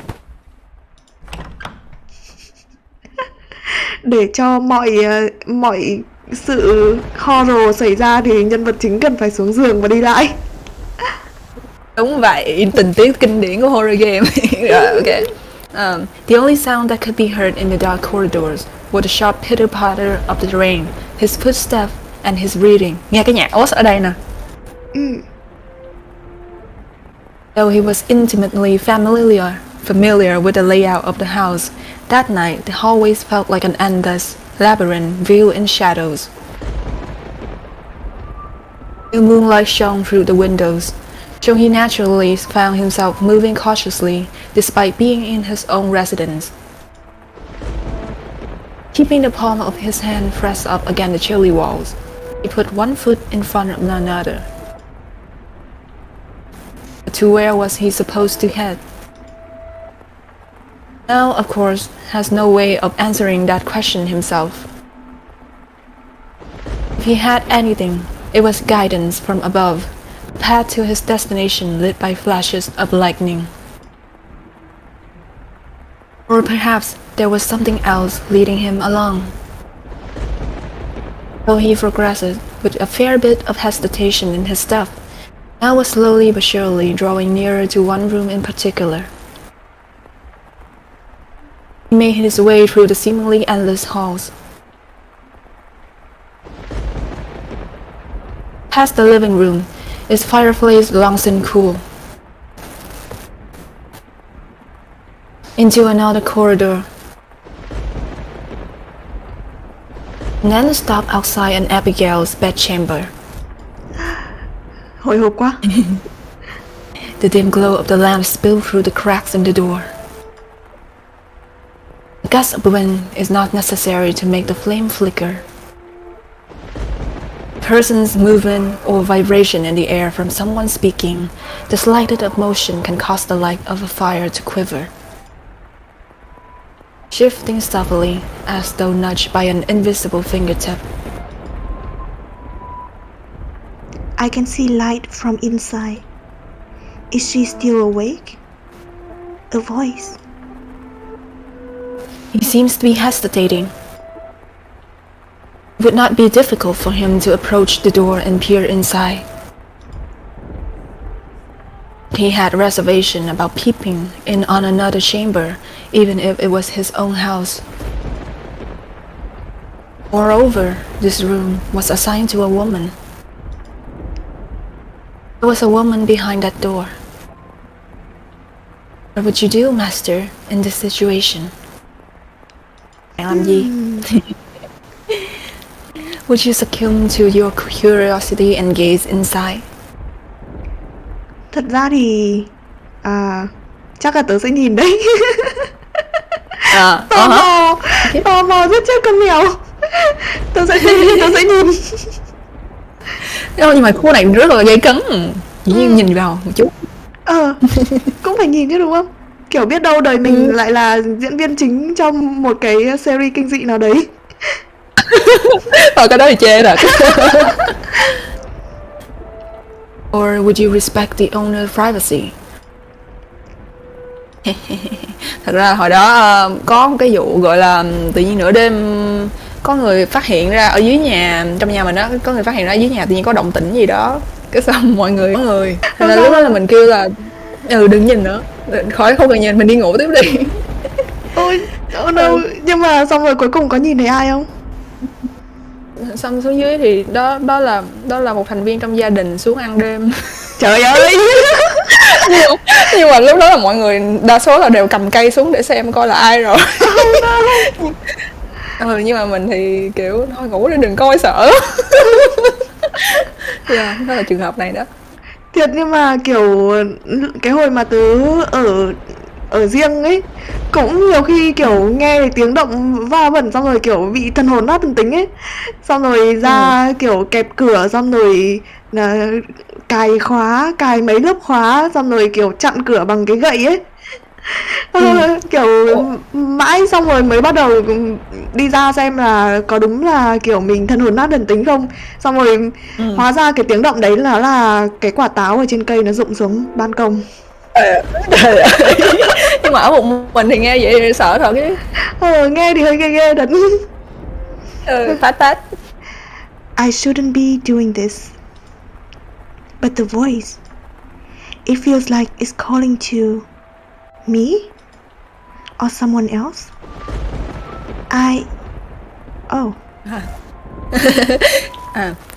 Yes, me. To sense someone watching me at that moment. He has succumbed to his curiosity. He stood on the other side of the door from me, his flaxen eyes open wide, trying to remain as invisible as possible. The wavering in his heart seemed to create faint ripple in the air, which I pretended to not notice. Yes, I knew he was there. I could sense his presence and his wavering emotion. However, I could not begin to speculate as to his true feelings or how great a surprise this was to him. I too am, discovering new phases of this tale by viewing through the eye of the mansion. But it is not I who is of concern, Master. It is you. Me? You! Anne! I know I shouldn't be doing this. I shouldn't be ashamed of myself. But I can't look away. Who is that? Her skin is so pale you can practically see through it. Is it that white because she was out of the cold rain? Her hair is white as snow, and her eyes, they are like, how do I describe it? My vocabulary truly lacks for this situation like this. They look like blood? Ooh. No, that's just disturbing. Then wine, perhaps? No, more translucent than that. Gemstone, then? Yes, gemstones. Her eyes are like just rubies. I never seen anyone like her before. What could they be talking about? Mel's eyes were fixed on the peculiar young woman. She had glass-like skin, eyes that glimmered in the flickering candlelight, and snow-white hair that flowed like luxurious silk. But her lips were bluish purple, her soft, delicate skin sullied with grime, her twinkling eyes pointed down at the floor, and her hair a disheveled mess. She was, even at a glance, clearly not a lady of means. The tip of her fingers were cracked from the cold, her nails pale from malnutrition, and her garb little more than rags. However, true beauty is always visible, no matter what it may be hidden beneath. Even wrapped in a view of insalubrity. Even if she thought herself hideous. I wonder what happened to her. Mel could no longer avert his gaze from the girl's visage. He had, for the time being, forgotten the shame he felt for peeping. As he strained his ear to hear the conversation taking place inside, a sickly voice arose from the white-haired girl's purple lips. So feeble was the sound that the gentle breeze blowing through the room could carry it away. I apologize for the trouble. Think nothing of it. Give your apologies and thanks to the mistress. Understood. There is something strangely comforting about this house, almost as if I've been here before. If my father were here, I'm sure he would be quite fond of it. I am sorry about your father. There's nothing you could have done, I imagine. When you come to our rescue, he was already...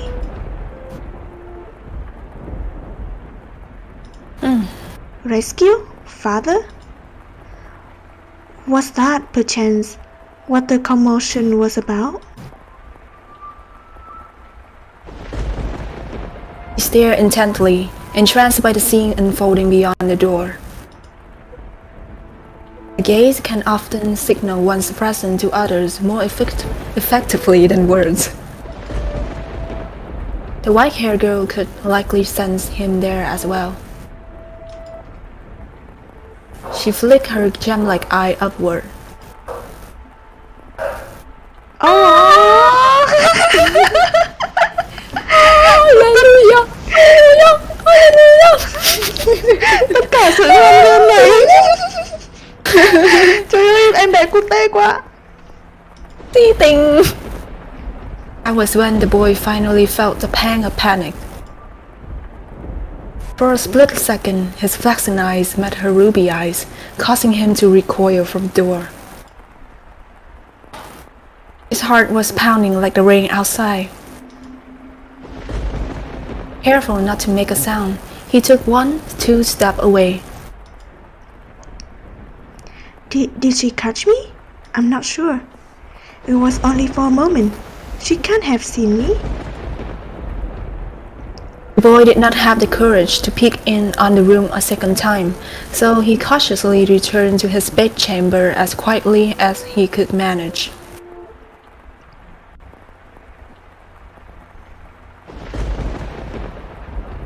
But even beneath his covers, he could not erase that girl's eyes from his memory. Her melancholic red irises, her voice delicate as a glass sculpture, her pale, almost lifeless skin, her pure white hair. Chết rồi, chàng trai của chúng ta biết yêu rồi. Every single detail kept him from banishing her image from his mind. Nor could he restrain his heavily pounding heart. Who could she be?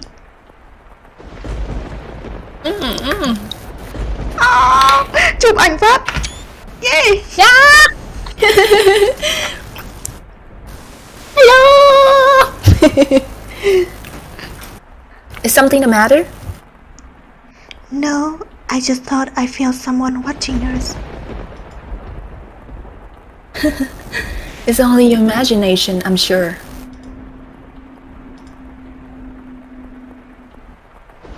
If not your imagination, then perhaps some unseen force was watching you. Unseen force? Are you familiar with how people refer to this mansion? Rose Manor. Yes, indeed. It is called Rose Manor because you can smell the sweet fragrance of the rose garden even at a great distance. That is not what I meant. It is said that a witch resides within the house. Oh, khoan đã.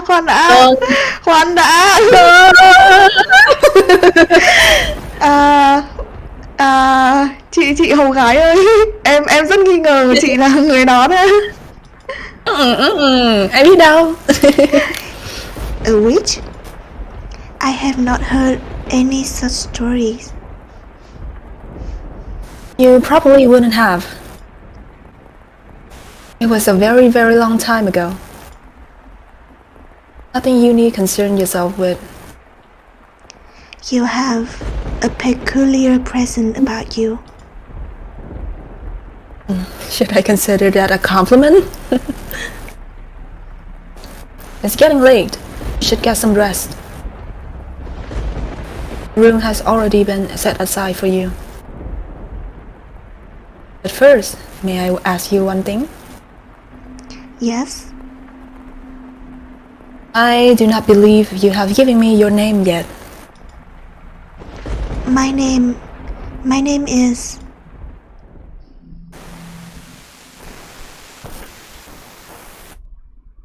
L?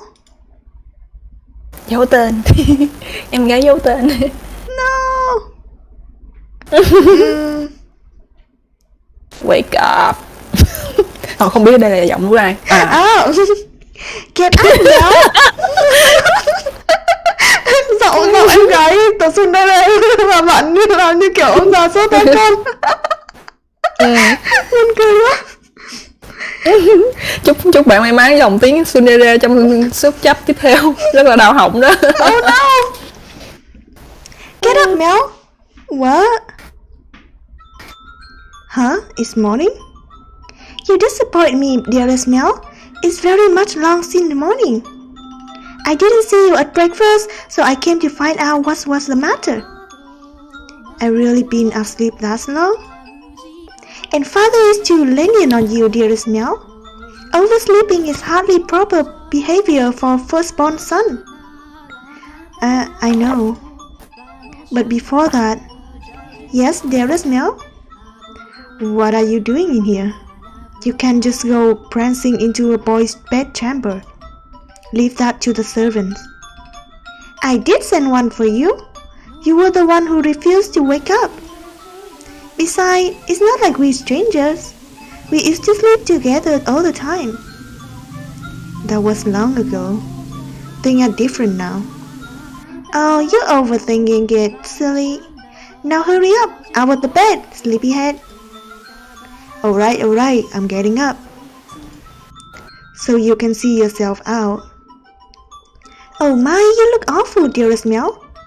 For someone who overslept, you look like you didn't get a wink last night. You think so? Nhớ về crush.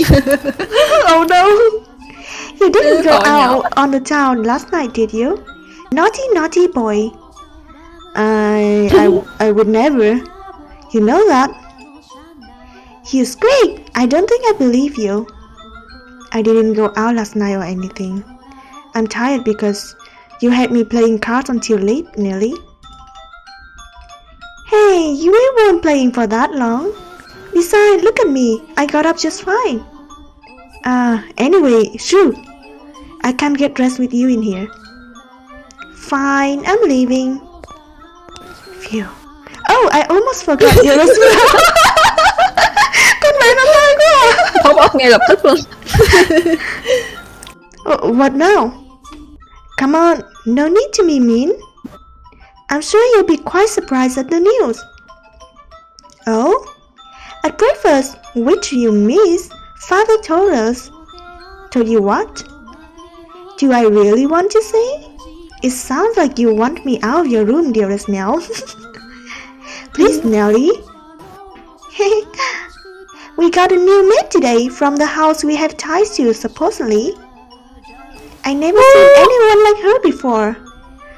For supposedly coming from a good family, she isn't very graceful, and I never seen her at social gathering. But that's not the surprising part. Does that maid? She's peculiar. Have very unusual appearance, that one. Have white hair? What? How do you know that, dearest Mel? Thanks, Lily. Hey, get back here. Oh, for goodness sake, what gotten into him? Ba.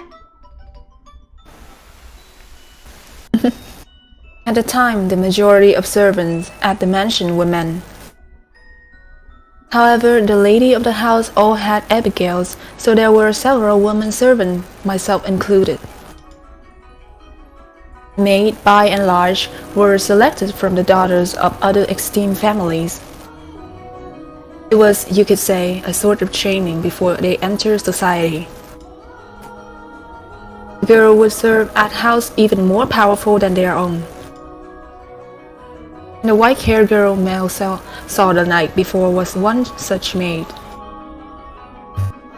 When he heard this, Mel could not sit still any longer. Oh, I didn't really think this through, didn't I? I don't even know where she is. I'm guessing she probably mother's maid. White hair. It has to be the girl from last night. But Deep down, he was having difficulty believing the young woman he had seen the previous night was truly here to be a servant. And can you blame him?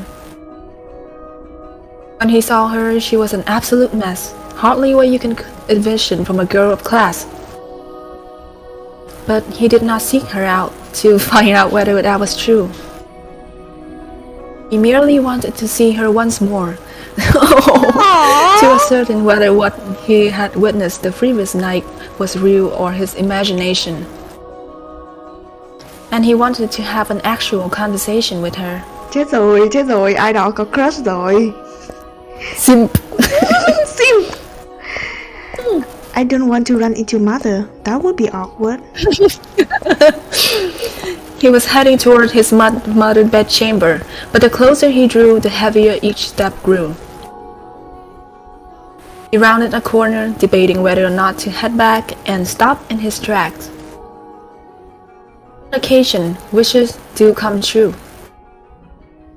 When Mel turned the corner, he saw her, the same girl, the same white hair. Xinh quá. She appeared to be cleaning the hallway. She traced along the wooden carving lining the walls, making certain not to miss even a speck of dust. The girl wore a pristine dress, the uniform of the mansion Abigail's. There was no longer any filth to obscure her beauty. All that had covered her pure white hair and glass-like skin was no longer. The one thing that had not changed was her listless ruby eyes. Pardon me? Hearing his footstep, the young woman raised her head. She caught Mel's gaze for a brief moment, merely blinked at him in silence.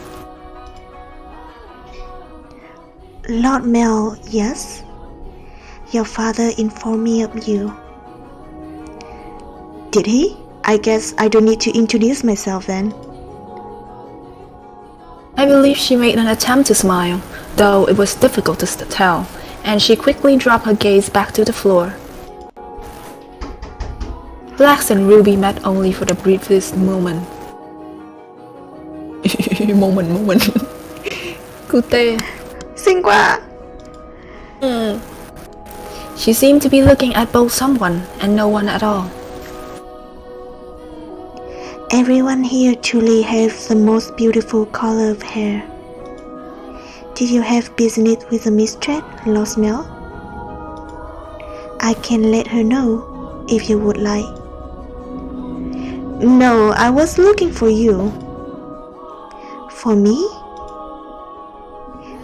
Mel felt as though all the blood in his body has begun to flow backwards. Oopsie, lỡ miệng rồi nha.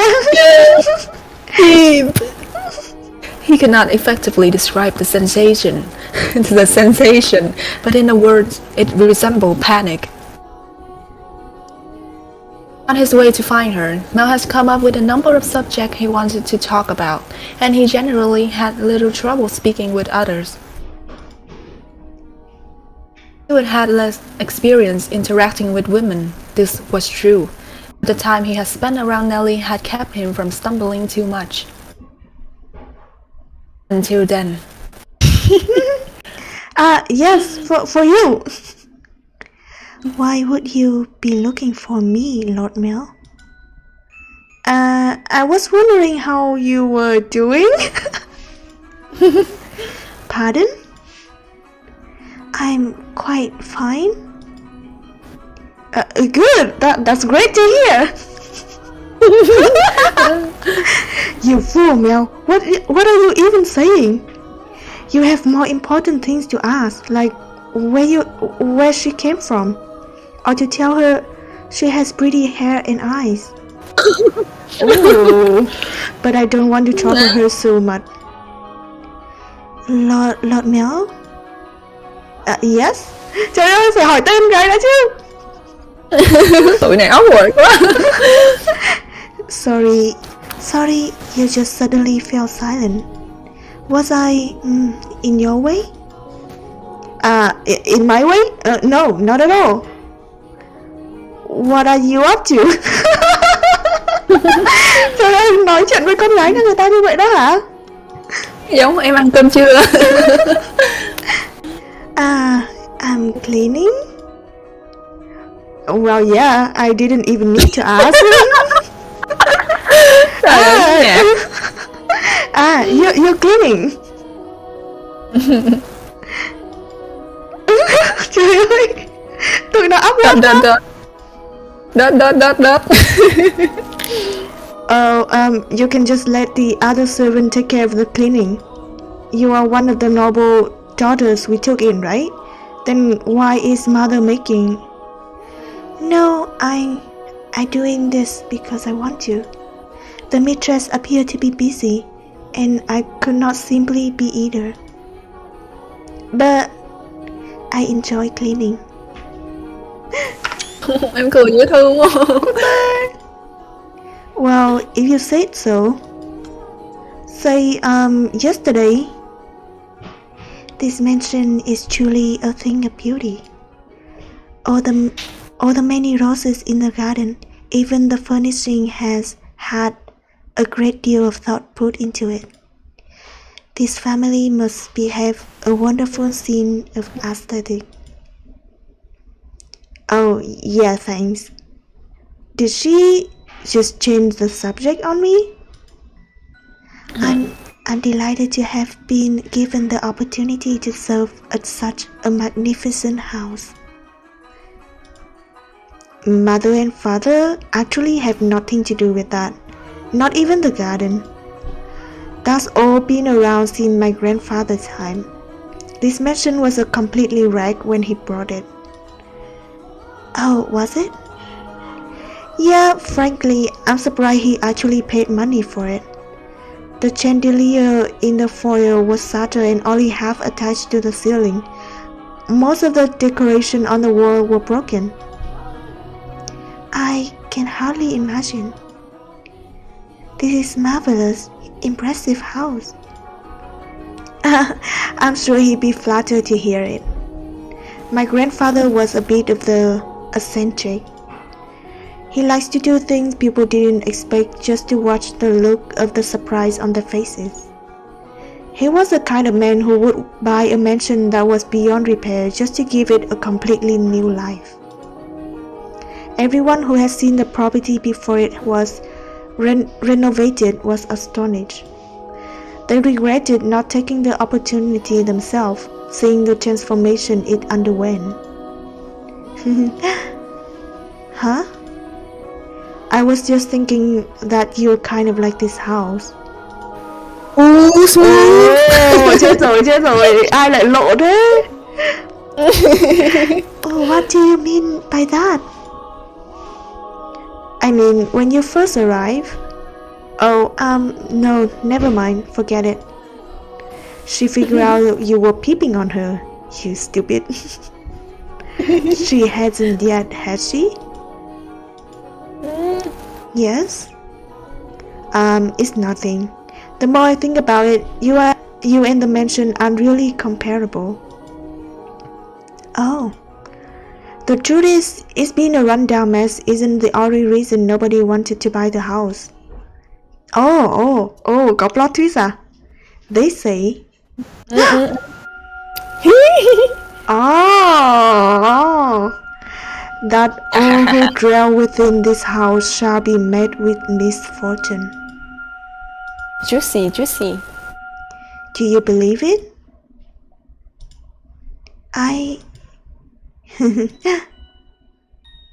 I'm just kidding. It's not actually true. It's all rumors and hearsay, embellished to make the tale more exciting. The rumor only started because of how it used to look. If the mansion truly begot misfortune, then we wouldn't still be here. And it wouldn't explain how my grandfather died. Do you know how he passed away? Trời ơi, tán gái kiểu gì vậy em ơi? Tại sao tán gái mà lại nói về ông mất là như thế nào? Nhưng mà nếu mà có người tán vào chủ đề này, đảm bảo là mình sẽ rất chú ý lắng nghe. Cũng đúng ha. No, rất là gỏi cuốn. No, how did he? Inside. What? What?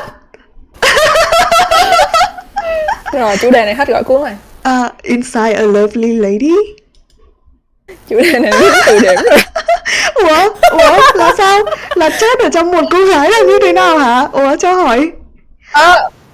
Bạn What? ơi. Bạn rồi thôi, mốt bạn lớn bạn sẽ hiểu. Trời ơi. Đại khái là chết bên cạnh một cô gái rất là xinh đẹp. Nói vậy có vẻ Trời ơi. phù hợp. Không. Não tôi không. Chủ đề bắt rất là thú vị. Trời ơi. Believe it or not, that was how he died, together with a young beautiful woman. His time ran out while he was making love to her, here they said. Tớ nhớ là tớ có đọc một cái chuyện yaoi nó cũng như thế này cậu ạ. Nhìn cái mặt của em hoảng hốt quá, em thấy cưng quá. A rather cruel way to go. But he was hardly misfortune. What did I tell you? Yes. Just so you know, I promise I didn't inherit my grandma. Cứu Hãy hỏi ông nội. What? cứu. Lại còn thế nữa. I am poor body and spirit, dedicated wholly to my studies. Lại còn thế nữa.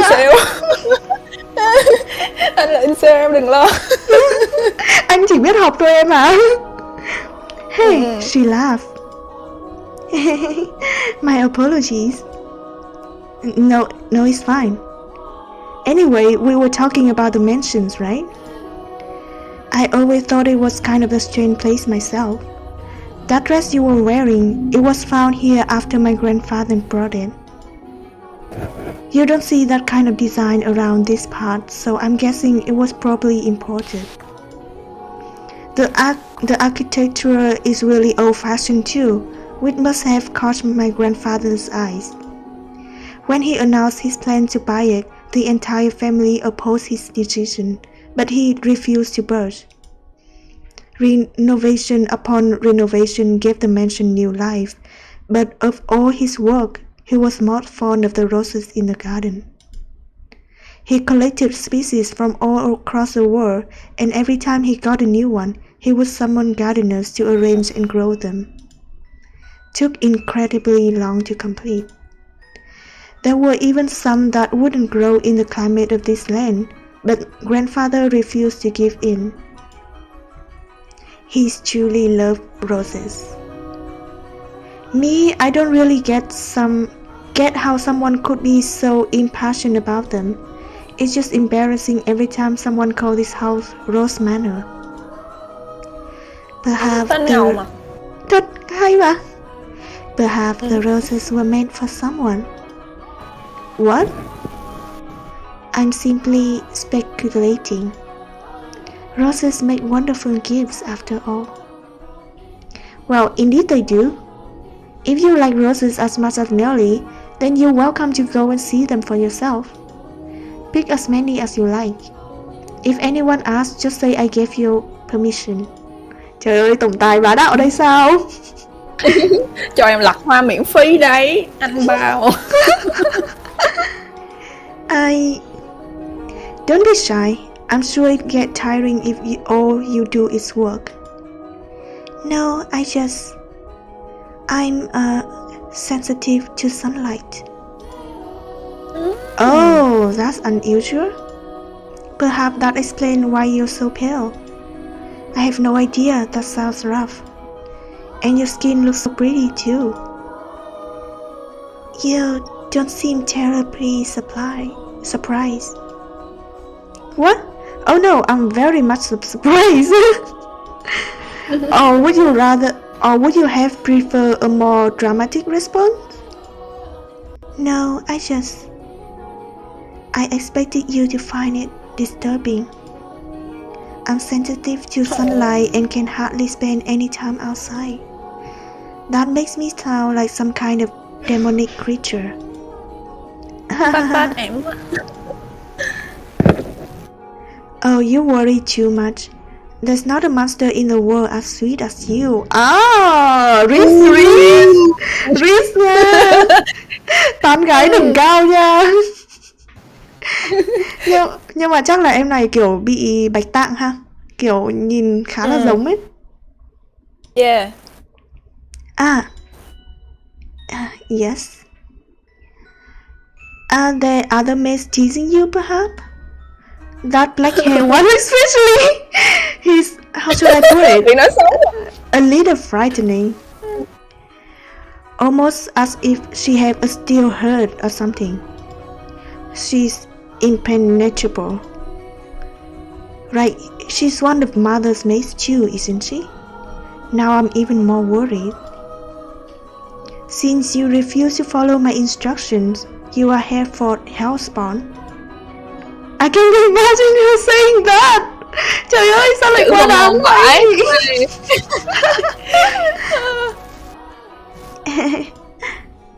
Oh, and again, I am very sorry. No need to apologize. In fact, I wish you laughed more. Aww. She actually very kind to me, and everything she does with incredible precision and efficiency. She looks so young, and yet she has such skill. How long has she been here in the mansion? Actually, she's been here quite some time, but I don't know exactly how long. No one knows how old she is. It's kind of creepy. I've never once considered her such. Sorry, you're right. It's bad manner to speak ill of others. Either way, she still scares me. It's like there's no light in her eyes, or like her smile are all fake. That doesn't make her any less pretty though. Nói chuyện em này nghĩ em khác. Cũng biết thưởng thức vẻ đẹp đấy chứ. The conversation died. I have to think of something else to talk about.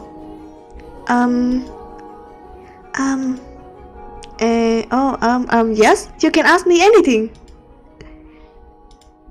Does the master, your father, Lord Mel, often retire from the mansion? I have not seen him around. Oh yeah, father frequently returns home. This mansion is actually our secondary house. Why do you ask though? Oh, nhà có vẻ spicy đấy. I was just curious, nothing more. Oh.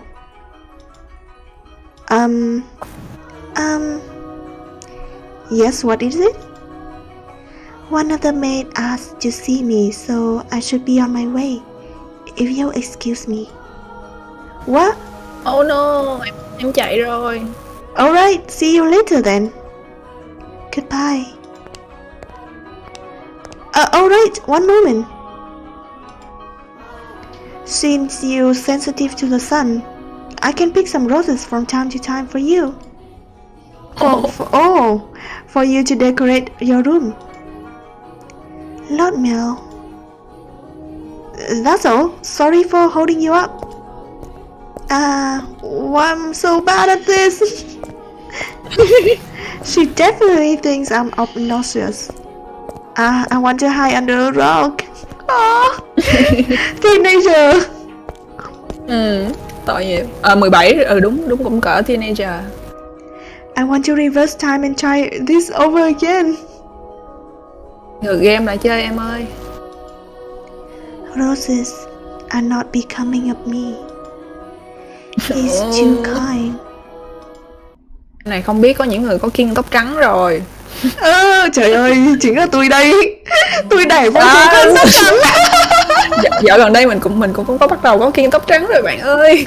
Trời ơi, thấy không? Tôi cứ tưởng tóc trắng vào đi. Tóc trắng là nhất, tóc trắng là số 1. Tóc trắng với tóc vàng. Tóc đen tớ cũng thích nữa. Ui, 2 tiếng hơn rồi, chắc là mình dừng ở đây thôi ha. Ok. Để xếp loss. Yes. Bấm vô một lần nữa chắc nói sale rồi vậy. Nhỉ? Ok, để vào màn hình khác nào. Display.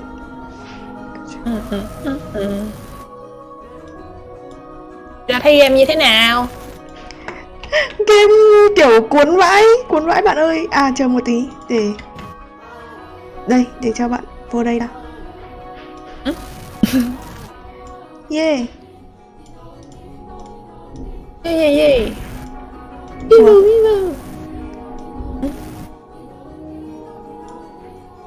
Với cả tắt game đi một tí.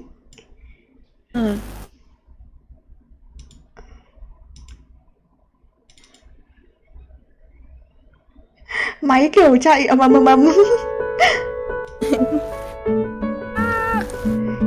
Yeah. Chơi game kiểu cuốn vãi bạn ạ.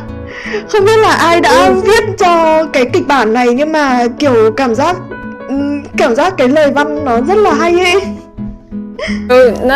Nó khá là hướng phương Tây đúng không? Kiểu đọc tiểu thuyết luôn. Chứ là cái game này nó viết khá là chắc tay, không biết có spoil không, nhưng mà chắc là dùng để quảng cáo được. Nhưng mà cái game này nó có viết về những vấn đề LGBT và trauma khá là ok, cho nên là khuyến khích Terra đọc tới cùng. Trời ơi, nghe có vẻ ngon lành vậy. Nhưng mà hiện tại thì nói sao nhỉ? Hiện tại thì cái cốt truyện hiện tại thì tớ đang khá là interested in em.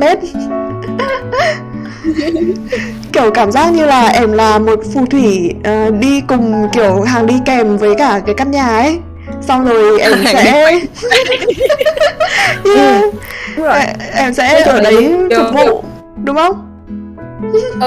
Ví dụ cái nhân vật đó, cái concept nó khá là thú vị, nó là thứ cuốn người chơi vào ngay lúc đầu á. Kiểu cảm giác như là tất cả mọi thứ về em đều rất là bí ẩn. Nhưng mà cái em gái tóc trắng cũng cuốn không kém mà, hai em lên bìa là có lý do đấy. Đúng. Trời ơi, cuối cùng kiểu mình chơi mãi cuối cùng cũng đã nhìn thấy em tóc trắng. Trời ơi, với lại mấy cái sprite của em bên đây dễ thương quá trời luôn, lúc mà em cười ôi trời ơi, xỉu. Tôi hiểu vì sao mèo đã xin. Sim cả hai đôi luôn. Sim mạnh luôn. Không biết là Nelly về sau như thế nào, nhưng mà Nelly cũng là một cái nhân vật tớ khá là thấy thích. Kiểu đặc thù của tsundere, nhưng mà cảm giác như là kiểu không thể thiếu được ấy. Trời ơi, game Nhật là phải có một nhân vật em gái tsundere này nọ. Kiểu cái đoạn đầu thì tớ thấy nó hơi hướng về kiểu anh em Bla Bloom. Nhưng mà sau đấy thì cảm thấy Mel khá là biết giữ khoảng cách các thứ. Không biết là mình có phải là đọc quá nhiều chuyện rồi hay không? Nói chung là phần sau nó sẽ cuốn hơn một chút nữa. Nói chung là phần đầu nó sẽ kiểu chậm, thành ra nếu mà mình get through được nó thì nó sẽ thú vị hơn. Nói chung là càng về sau là nó sẽ càng nhịp, nó sẽ càng nhanh với lại càng dramatic hơn. Nhưng mà không biết là như thế này có tính là spoil không nhỉ? Thì McNight có nhớ là cái chuyện này kể về nhiều gia đình đã sống ở cái biệt thự đấy không? Hay là chỉ có mỗi kiểu nói về hai cái em đấy thôi? Nói chung là trong phần giới thiệu game là nó cũng nói về nhiều khoảng thời gian á, nhiều timeline trong liên quan bên trong cái dinh thự đó. Thành ra chắc là không tính là spoil đâu, tại vì ở trong quảng cáo đó mà, đúng không? Cũng đúng, cũng hợp lý. Nếu đấy thì cho nên là chuẩn cô. Cho nên khoảng thời gian này nó sẽ kéo dài, có giới hạn thôi, phải là tranh thủ. Xong rồi kiểu sau cái khoảng thời gian của hai em Mel với cả Nelly là sẽ là đến một cái khoảng thời gian khác ha? Đúng rồi, nó sẽ đi theo dòng thời gian. Tại giờ đang là năm 16 lẻ mấy, thì sau này nó sẽ zoom. Không biết là chạy xa hơn hay chạy gần hơn nữa. Nhưng mà nếu như mà là 8 năm trước thì cũng khá là gần. Chắc là sẽ chạy xa hơn. Nhưng 8 năm trước là so với cái thời điểm của cánh cửa thứ nhất thôi. Những cánh cửa sau này thì ai biết được. Ha ha ha. Nhiều bí ẩn quá, kiểu tớ cũng đang rất là tò mò về cái nhân vật ông chủ ấy, Master ấy. Tớ cảm giác trời ơi. Không được spoil. Tớ có cảm giác nếu như mà ổng mà xuất hiện thì đấy sẽ là nhân vật bias của tớ. Tớ không có hiểu một vì lý do vì sao, nhưng mà cảm giác rất mạnh mẽ. Tớ cũng khá là chắc là nó sẽ là nhân vật đó sẽ là nhân vật bias của Terra. Chết rồi, nếu như bias thì chắc là trường hợp thứ nhất đó là chết sớm, và trường hợp thứ hai là phản diện. Thì nghe từ đầu game đã chết rồi mà, bạn không nhớ à? Mình đọc cái gì á? Đúng, đã kiểu nhìn xuống xác của mình. Thân xác bị đánh thánh giá rồi. Rồi ơi, đúng luôn, bias của Terra là đúng rồi. Đúng rồi, chuẩn rồi. Ngay từ khi mở game lên, kỷ lục mới luôn đúng không? Kỷ lục luôn á hả?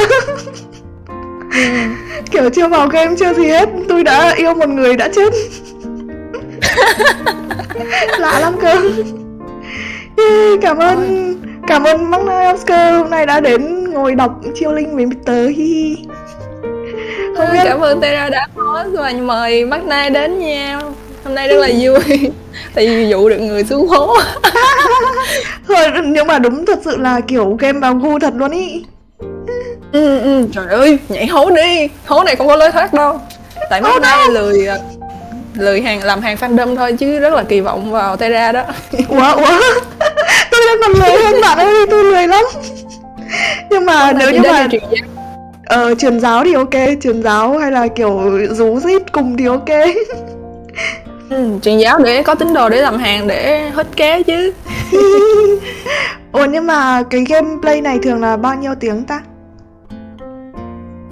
Thì người ta nói là 20 đến 30 tiếng, nhưng mà cái đó là đọc thầm, còn mình đọc kiểu lồng tiếng thì nó chắc sẽ còn dôi ra thời gian nữa đó. Oh no. Để Terra suy nghĩ xem là sẽ chơi offline hay là online các thứ nào. Nhưng mà nếu như mà có một buổi khác nữa thì lại lên đọc nha, lại lên đọc chơi cùng nha. Yeah, thank you Terra. Chắc là hôm nay tớ cũng sẽ dừng ở đây đi luôn thôi. Cho nên là chào mọi người nha. Chúng ta có thể cùng bye bye. Bye bye. Night night. Mắt night night. Bye bye, mắt night night. Yeah, night night. Night night. Bye bye. Bye bye mọi người nha. Pi pi pi pi pi pi pi.